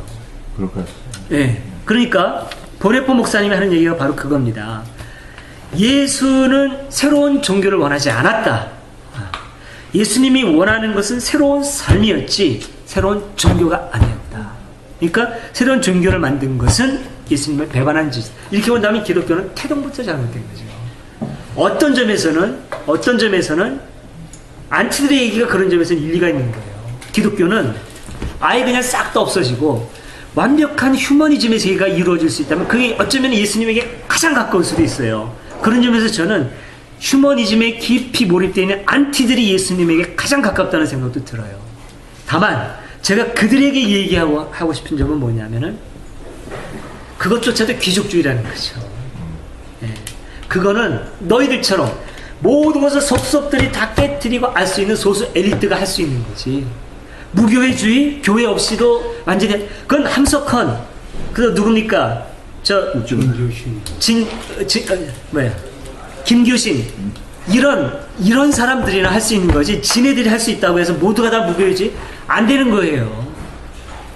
소승불교, 그러니까 저도 처음엔 그런 생각했었어요. 대승불교는 타락이라고까지 생각한 적이 있었어요. 소승불교주의자였어요. 저는 깨달음의 종교. 근데 대승불교는 오늘날 기독교하고 비슷하거든요. 나무아미탑을 부처님 저 구원해 주세요. 뭐가 다를 게 있느냐. 근데 나중에는 그게 이거 엘리트주의로구나. 스스로 깨달을 수 있는 사람이 얼마나 있나요? 예수님이 필요하고 부처님이 필요한 사람들이 꼭 있습니다. 보이지 않으면은 쫓아갈 수 없는 사람들이 있는 거예요. 사람들의 능력은 다 있는 거고, 그 사람들을 헤아리지 못하는 소수 엘리트가 마치 자기가 할 수 있다고 해서 니들도 노력하면 다 할 수 있어. 이것도 비인도적인 그런 얘기일 수 있는 거예요. 마치 자본주의자들이 어렵고 힘겨운 사람들한테 니들이 일 안 하니까 그렇지, 일 열심히 해가지고 먹고 살아, 자본주의는 완전히 자유로워, 이거랑 똑같은 거예요. 이건 저는 이제 그런 생각을 합니다. 그런 점에서 저는 여전히 종교의 유형성을 주장을 해요. 그리고 여전히 기독교도 완전히 없앤다는 건 참 불가능하다라고 하는 그런 생각. 그러니까 말하자면 저는 차선의 선택인 거죠.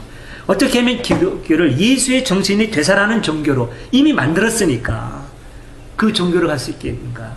영성의 기독교로, 운동의 기독교로 가게 할 수 있는가? 교리 기독교를 넘어서서. 이게 지금 말하자면 예동 존재의 이유인 거고요. 예동을 제가 시작할 때는 생각이 여기에 와서 시작을 한 거죠. 뭐 아시다시피 뭐 다른 좀 개인적인 동기도 있습니다만은 이런 생각이 있을 때 교회 하자라는 생각을 한 거예요. 이거 실패하면 저는 아마 후회할 겁니다. 그러니까 이거를 누구보다도 여기 모이신 분들이 잘 이해해 주셔야 돼요. 자, 여기까지 얘기했고요. 할 얘기 더 있는데 오늘 마저 좀 할게요. 그리고 여기 이제 또 중요한 게 여기 그 마태의 독특한 점을 한번 좀 보세요. 마태의, 그러니까 이것도 이제 마태의 얘기입니다. 안식일 주인에서 끝부분, 성전보다 더 큰 이가 여기 있다, 이렇게 되어 있죠. 사람의 아들은 안식일의 주인이다 해서 이제 이 얘기가 나온 것 같아요. 그리고 마태의 특징이 그거죠. 율법하고 예수를 늘 비교합니다. 예수는 율법의 완성이요, 율법보다 큰이죠. 이게 마태의 신학이에요. 자, 성전보다 더 큰 이가 있다. 그 다음에 근데 마태가 또 위대한 점이 뭐냐면 이런 점도 있지만, 내가 바라는 것은 나에게 동물을 잡아 바치는 제사가 아니라 이웃에게 베푸는 자선이다. 율법을 뛰어넘어서 이제 예수님에게 배웠어요, 마태가. 껍질을 깨고 의미를 보는 눈을 배우는 거죠. 제사가 아니라 자선이다. 의식이 아니라 삶을 보는 거죠. 의식이 아니라 삶이 중요하다. 근데 그 삶은 어떤 삶이냐면 이웃에게 베푸는 자선, 더불어 사는 삶이죠. 더불어 사는 삶. 그냥 열심히 뭐 하나님 앞에 제사 드리고 뭐 하나님 해드리는, 아니, 그거 말고 네가 하나님 앞에 네가 수직적으로 한다고 수평적인 걸로 증명해. 얼마나 예수님이 늘 하신 말씀이죠. 더불어 사는 삶. 혼자서는 결코 행복할 수 없다. 이웃과 더불어. 이것도 하려면은 할 얘기가 굉장히 많습니다. 어떤 면에서는 이거 가진 사람들이 좀 새겨들어야 돼요. 내가 잘나서 그래. 나는 하늘을 우러러 부끄러움 없이 정정당당하게 일했어. 거기에 대해서 기독교적인, 만약에 이런 사람들은 어떤 생각을 가질까요? 이웃에게 내가 너에게 바치는 것은 제사가 아니라 이웃에게 바치는 자선이다. 네가 하늘을 우러러 부끄러움 없다고? 그 하늘에게 우러러 부끄러움 없는 것은 이웃이 고통스러운데 너 혼자 잘 먹고 잘 살면서 괜찮다는 거야? 이렇게 물을 겁니다. 이게 기독교예요. 이게 기독교입니다. 이게 하늘과의 수직적인 관계를 용납하지 않는 종교가 기독교예요. 수직적인 관계에 대해서 반드시 수평으로 묻는 거예요. 비가 하늘에서 내리면 수평으로 흐르듯이 내렸는데 물이 흐르지 않는다. 썩을 수밖에 없어요. 흐르지 않는 물은. 흐르지 않는 물은 썩습니다. 흘러야 돼요. 이게. 그러니까 기독교는 흘러야 된다는 거죠. 그래서 기독교는 사회적인 종교입니다. 구약에서부터 늘 기독교는 사회적인 종교였어요. 예언자 전통에서. 이따가 또 나옵니다. 이게 지금. 그래서 이렇게 해서, 그러니까 가진 사람들이 새겨들어야 되는 거죠. 이게 흐르지 않으면, 내가 움켜쥐고 있으면 썩습니다. 이게 반드시 썩어요. 미국을 한번 보세요. 미국이 몇 년 전에, 8년 전인가요? 2001년도에 세계가 다 위험해도 우리는 안 망할 걸, 우리는 감히 누가 손 못 댄다고 생각했을 겁니다. 조금씩 남는 거 던져주고 자기들은 풍요를 누렸어요. 근데 뉴욕이 난타당했죠. 그때 저는 딱 생각한 게 뭐냐면, 결코 혼자서는 행복할 수 없구나. 결국 니들이 그렇게 당하는구나. 혼자서는 결코 행복할 수 없습니다. 아무리 철동까지 이거 막아놓고 있어도 주위 사람들이 다 굶어요. 언젠가는 넘어옵니다. 언젠가는 넘어와요. 혼자 행복하는 건 나눠야 되는 거죠. 그런 의미에서 이제 이 나눔이 중요한 거고, 기독교 복음, 사회적인 이 복음이 굉장히 중요하다고 보는 거죠. 이게 이제 민중신학이고. 예, 진보, 그 기독교 진보 신학의 가치가 거기 있는 거고, 제가 이제 비판할 때는 비판하지만, 진보 신학이 갖고 있는 사회성의 깊은 의미가 여기에 있습니다, 이게. 자, 그러니까 여기에 있고, 그 다음에 또 이제 그, 마태좀 맨 밑에 한번 보셔요. 마태 맨 밑에 인용하는 부분 있죠. 하나님 택하신 종에서 보아라, 내가, 택한 나의 종, 내 사랑하는 사람, 내 마음에 드는 사람, 그에게 성령을 부어주리 쭉 이렇게 나오죠. 그 다음에 그는 이방인들에게 정의를 선포하려 이렇게 되어 있죠. 이방인들이라는 말이 나오죠. 마태가 이방인을 언급하네요. 신약시대니까 당연하겠죠. 네? 신약시대니까 당연하겠죠. 근데 원래 마태는 네. 그 예수를 갖다가 네. 유대인의 왕으로서 네, 그런 네. 전체적인 흐름은 예. 했잖아요. 예. 근데 이 구조를 좀 특이하게 봤는데 네. 그 이방인들에게 정의, 그러니까 이방인에게 예. 그 예수의 말씀을 좀 선포하도록 예. 한 분이 좀 특이하더라고요. 네. 그래서 그 부분을 자, 근데요, 예수님이 이제, 그러니까, 마태가 예수님이, 어쨌든 간에, 예수님이 유대인 중심적인데, 예수님이 이방인에게, 선포하는 역할이 예수님에게 있다. 그거는 별로 이상할 게 없어요. 왜냐하면, 이미 마태도 유대인에게 관심을 갖지만, 마태 신학은 뭐냐면, 이미 깨달았어요. 아, 예수님은 유대인만의 메시아가 아니다. 알고 있죠? 유대인에게 그걸 해석해 주니까 유대인하고 자꾸 접목을 시켜주는 거죠. 너희들의 완성이야, 예수님은. 그래서 여기서부터 이제는 뻗어나가야 돼. 그걸 지금 말하고 이상할 게 없어요. 근데 제가 지금 말하고 싶었던 건 뭐냐면, 혹시 그거 말씀하시는가 했는데, 지금 요게 마태가 그냥 얘기하는 게 아니라 인용하고 있는 거예요, 지금. 예. 어디를 인용하고 있습니까? 이사야 아닌가요? 이사야서예요. 이사야서 42장인데, 이사야서 40장부터는 제2 이사야라고 이제 제가 말씀드린 적이 있었죠. 예. 제1 이사야하고 확 달라지는, 이미 이 사람은 이방에 대한 그런 그 관점으로, 유대인이지만 이방에 대한 관점으로 확 어떤 그 신관이 넓어진 사람이에요. 이 사람의 신은 이미 여전히 여호와인데 유대인만 감싸고 도는 여호와가 아니라, 지금 이것 때문에 우리가 망했다고 생각하는 사람이에요, 이 사람은. 민족주의, 편협한 민족주의에 갇혀서 우리가 망했다. 우리가 진짜 붙들어야 될 우리의 신, 우리의 참신은 이런 편협한 신이 아니라 우주 만물을 통치하는 하나님, 조로아스터교가 말한 그 하나님, 배워야 된다는 거죠. 옳으면 배워야죠. 예, 어떻게 우리가 지금까지 고집 부린 것만 옳다고 할 수 없고, 그 지금 야훼 신은 그대로 갖고 있지만 그들에게 지금 배우고 있는 겁니다. 그래서 배우고 있을 거예요. 배우고 있는 거예요. 그러면서 뭐라고 하느냐면, 이방인들에게 정의를 선포하리라. 때가 되면. 예, 하나님의 사랑했습니다. 이게 지금 언제냐면, 제2이사가 예수님보다 500년 전 사람이에요. 부처님 시대, 공자님 시대 사람이에요, 제2이사야가. 그런 점에서 저는 제2 이사야를, 저는 개인적으로 그래요. 공자님하고 부처님하고 비교하고 싶어요. 예. 공자님이나 부처님 못지 않은 성현으로 저는 보고 싶어요, 제2 이사야를. 예. 그렇게까지 보는 사람은 없더만요. 근데 이거 뭐, 예, 웃기지 마라 그럴지 모르지만, 어쨌든 저는 그렇게 보고 싶으니까. 그렇게 보는 중요한 이유가 뭐냐면, 그 시대에 500년 전에 이미 이방인들을 보고 있는 거예요.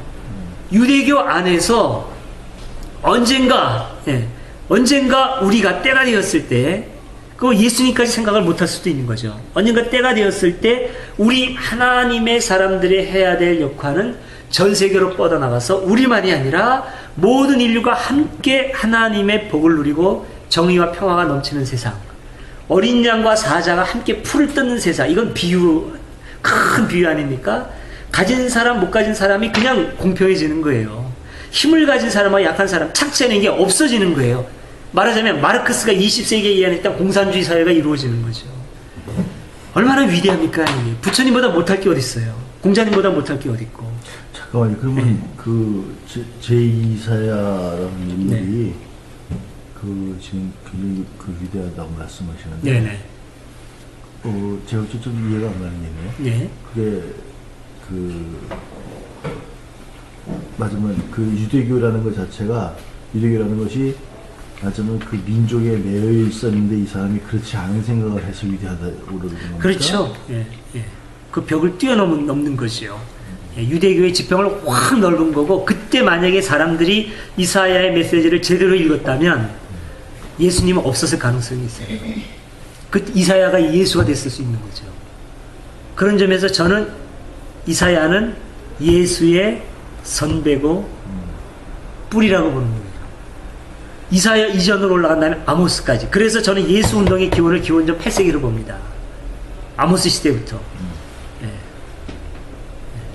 그냥 예수는 어떻게 보면 뭘 유대를 벗어난다기보단 그냥 보편적인 인간들의 보편적인 것을 말했기 때문에 어떤 이 글로벌한 가질 수 있는 그거는 요새 기준이고. 예, 그렇게 볼 수도 있는데, 그러니까 그것도 요새 기준이라는 말도 맞고, 그러니까 그 시대에 유대인의 공동체의 틀을 깨면서 그거를 열어젖혔다는 점에서 굉장히 중요한 거죠. 이 틀이 없었다면 일반적으로 그렇게 생각하는 건 어렵지 않아요. 동양에서 그렇게 생각하는 건 어렵지 않아요. 예. 근데 그 시대에 그렇게 생각했다는 게 중요하고 뿐만 아니라 그게 아니라 신은 유대인의 신만이 아니라 모든 인류의 신이야. 그거까지는 쉬워요. 근데 중요한 거는 뭐냐면 유대 종교의 위대함이 어디 있느냐면 사회성이 있어요. 사회성. 어쨌든 간에 이렇게 이방인에게까지 눈을 뜨지는 못했지만 제가 아모스 기원적 8세기를 예수운동을 기원으로 보는 중요한 이유는 뭐냐면 아모스가 이사야처럼 완전히 인류에게까지 눈을 뜨지는 못했지만 아모스가 눈 뜬 게 뭐냐면 바로 이런 걸 눈 뜬 거예요. 하나님이 원하는 것은 제사와 제물이 아니다. 너희들의 그 노랫소리를 그쳐라. 예? 정의를 하수같이 흘려라. 이러면서 사람들에 대한 착취 같은 거를 짚어내고 그러면서 공평한 삶, 예, 사회 정의, 이것이 하나님이 원하는 진정한 어떤 재정일치 사회니까 우리가 구현해야 될 우리 공동체의 중요한 목적이다라고 하는 걸 읽었어요. 이 사회성을. 예. 이 점에서 아모스를 저는 위대하게 보는 거고 예수 운동의 뿌리로 보는 거예요. 예. 거기에다가 이사야는 이 지평을 확 열어제낀 사람이죠. 예수는 이 흐름을 완성한 분으로 보는 거예요. 그러면 만약 이 예수가 그러면 누구냐라고 했을 때 한 개인이 아니라 이 전체를 나는 예수로 볼 수도 있고 예수 운동으로 볼 수도 있는 거죠. 커다란 맥으로 보는 거예요. 성경의 뼈대로 보는 거고. 좀 다른 얘기인지 모르겠는데요. 네. 지금 저는 아까 그 이대 그 안에서 네네. 그것을 그게 새로운 얘기가 아닌데. 네네.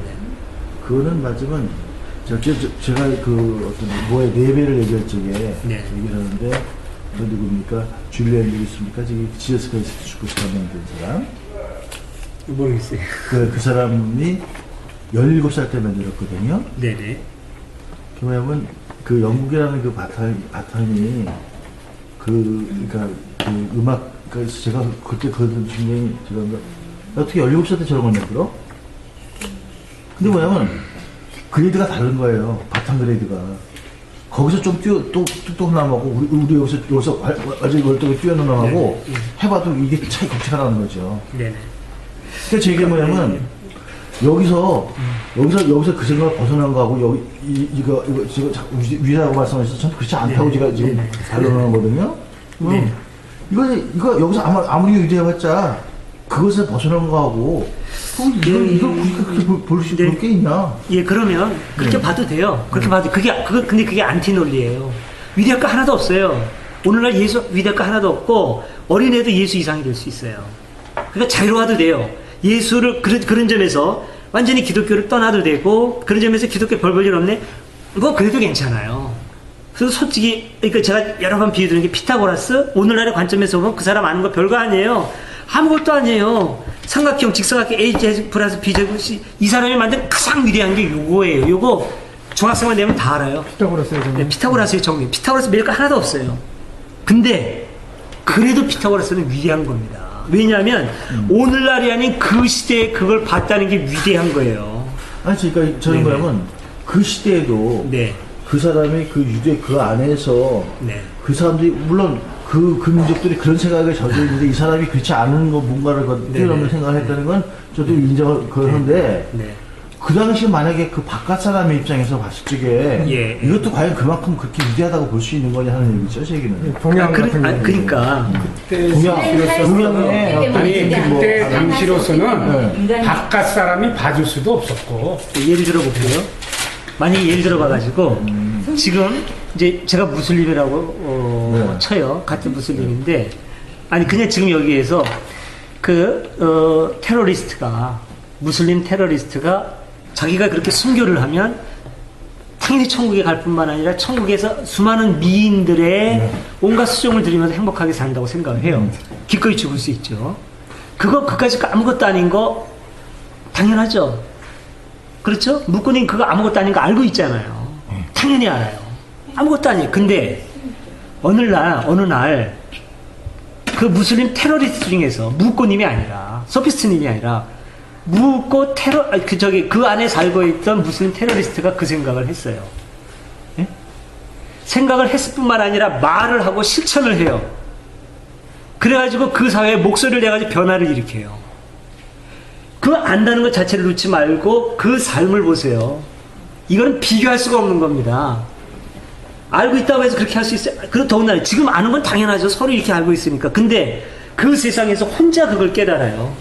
무슬림 테러리스트로 살다가 어느 묵상이라든가 어느 걸 통해서 어떤 계기를 통해 가지고 모두가 다 그렇다고 알고 있는데 거기서 자기 혼자 그걸 깨닫는 거예요. 뭘 통해서. 깨달을 뿐만 아니라 그거를 말을 해요. 사회 변화를 일으켜요. 성령을 통해. 이거는요 아무나 할 수 있는 게 아닙니다. 그런 생각 누구나 다 하죠. 다 알아요. 피타고라스, 제가 자꾸 피타고라스 하는 게 그겁니다. 피타고라스 하는 거 오늘날 고등학생이면 다 알아요. 그때 당시에 아무도 알지 못했던 최첨단의 지식의 세계를 이 양반이 발견한 거예요. 위대한 거죠. 예? 오늘날 고등학교 수학교사, 수학 절대지식 피타고라스보다 비교할 수 없이 하지만 천재직은 이거 뭐 시대의 또 천재직. 이것도 그렇다는 거래요. 오늘날 우리도 볼 때 아무것도 아니고 그 세계 바깥에서는 또 그런 생각하는 사람 많이 있어요. 이 세계에서 세계를 자기가 속한 세계를 열고 깨뜨렸다는 이 점이 위대한 거예요. 이 점이.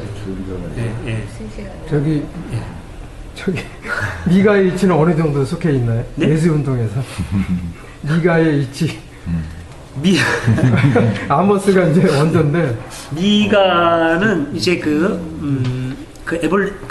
그게 언급됐다는 점에서 이제 사람들이 굉장히 호감을 갖고 많이 알고 있고 그렇죠. 근데 미가는 제가 이렇게 주목해서 깊이 보지는 않았어요. 그래서 어떤 구체적인 예언을 하고 있는지는 제가 잘 모르겠어요. 미가는 제사보다 자비를, 제사보다 자선을, 그분이 그거를 아모스 그 내용이 있는지를 저는 모르겠어요. 저 인상적인 게 침상에서 악을 꾀하는 이 나쁜 놈들아. 그게 아주 인상적. 미가에서 가장 중요한 건 역시 그거죠. 정의를. 너 베들레헴 에브라다야.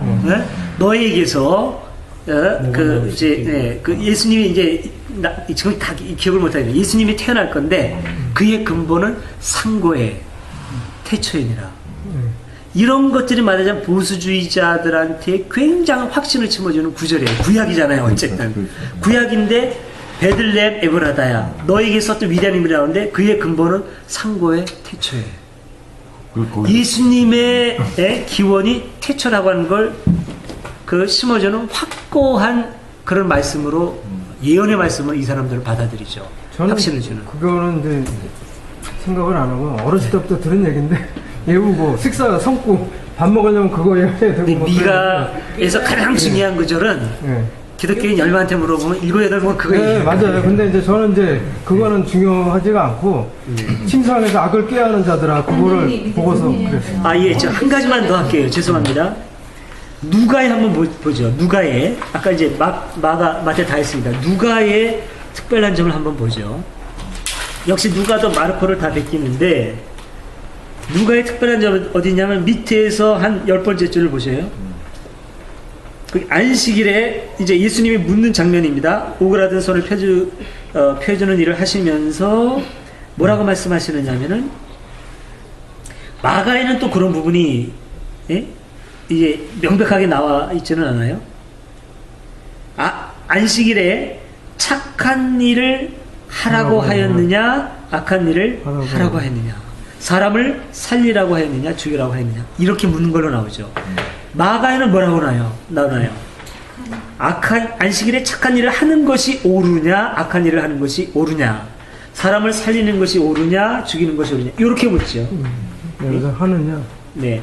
마태는 안식일에라도 착한 일을 하는 것은 법에 어긋나지 않는다. 좀 소극적으로 나오는 듯한데, 누가는 마가의 복음에보다도 보다 더 적극적이라고 느껴지는 것이 뭐냐면, 누가는 안식일에 무언가 하는 거에 대한 어떤 열등감이나 두려움이나 이런 게 전혀 없어요. 네. 마가에는 그래도 착한 일을 하는 것이 옳으냐, 악한 일을 하는 것이 옳으냐. 그래서 만약에 필연적으로 어쩔 수 없이 해야 된다면 어떻게 하겠느냐. 마치 이런 느낌이 드는데, 누가에는 어떻게 하라고 하였느냐, 율법에 어떻게 하라고 하였느냐, 안식일에 착한 일을 하라고 하였느냐, 악한 일을 하라고 하였느냐. 그러니까 여기에서 누가가 보는 어떤 예수 의식은 뭐냐면, 예수 의식은 하지 말라는 문구가 아니라, 안식일 날은 사실은 하지 말아잖아요. 안식일 날은 안식일에 일을 하지 마라. 근데 누가는 하지 말라는 문구에 매이는 것이 아니라 뜻을 찾아서 안식일에라도 해야 될 일이 있다면 적극적으로 해야 되는데, 해야 되는 일을 해야 된다면 어떤 일을 하라고 했느냐, 하는 거에 대한 어떤 두려움이나 이런 게 전혀 없어요. 그걸 완전히 넘어서는 거죠. 악한 일을 하라고 했느냐, 안식을 하는 거, 해야 될 일이 있으면 하는 거 당연하다, 오히려 이렇게 나오는 거죠. 이런 점에서 좀 누가의 어떤 그 적극성 이런 게 있는 거죠. 근데 아까 제가 얘기한 안식의 쉼의 의미하고 봤을 때는 누가의 관점하고는 또 지금 제 얘기하고 좀 충돌이 있을 수가 있죠. 근데 중요한 건 전 그렇습니다. 쉼, 일단은 쉼이 굉장히 중요하다고 생각을 해요. 그러나 참 중요하게 해야 될 의미 있는 일이라고 했을 때는 거리낌 없이 하는 건 참 중요하죠. 이 부분은 제가 먹탄님을 위해서 드리는 말씀입니다. 존경하는 먹탄님을 위해서 제가 못하는 일을 하고 계신 이런 부분이 참 중요한 거죠. 나에게 동물을 잡아 바치는 제사가 아니라 이웃에게 베푸는 자선이다. 이 점이 몸은 피곤해도 마음은 편해서 목사님으로서 굉장히 영이 실면 목사님 일도 잘못된 건 아니죠. 왜냐하면 일을 한다 그랬거든요. 내 아버지께서 일하시니 나도 일한다 그랬거든요. 네. 그러니까 일에 대한 개념도 벌써 틀리지 않습니까? 네. 바리새인들, 유대인들이 보는 자기가 좋아서 하면은 아니야. 그게 아니고 여기서 이야기하고자 하는 게, 유대인들이 일하는 거는 우리가 나 자신을 위한 일, 먹고 마시고 내가 움직이고 나 자신을 위한. 근데 예수께서 여기서 말하는 모든 일들은 그렇죠. 다른 타자를 살리고, 타자를 살리고 생명을 주고 먹이고 이런 거예요. 그 일이 다르다는 거죠. 일하지 말라는 게 아니에요. 아니 그런 뜻이 아니에요. 선한 일가. 유대 사람들은 다른 사람을 위한 일도 마찬가지예요. 아니 우리 식구들이 내가 무슨 말만 하면 아주 막으려고 하는데 그런 거라서는 조금. 아니 그게 아니라 유대 사람들 그거는 자기를 위한거나 다른 사람들을 위한거나 어떤 일이든지 막 가지고 오지. 그것이 유대 사람들은 지금 우리 예수 이야기 하잖아요. 그러니까 예수가 여기서 계속해서 지금 일을 구절 있잖아요. 지금 선한 일을 하라. 그 다음에 선한 일이 하는 것이 옳으냐. 그 다음에 마태복음 같은 경우에는 내 아버지께서 일하시니 나도 일한다 그랬단 말이에요. 네. 그런 거를 그냥 무시하고 넘어가는. 근데 그 본래의 뜻보다는 안식일에 맞춰가지고 뭐 시대적인 부분도 좀 있지 않나 싶어요. 예를 들면은 그 마르코복음 같은 경우에는 아직 그 유대교의 한 분파로서 기독교가 존재했었잖아요. 네. 그 한 70년 정도인가. 그러니까 이때는 좀 어떻게 보면은 좀 소극적인 표현으로 해줄 수가 있을 것 같고, 그다음에 그 마태복음이 기록될 당시도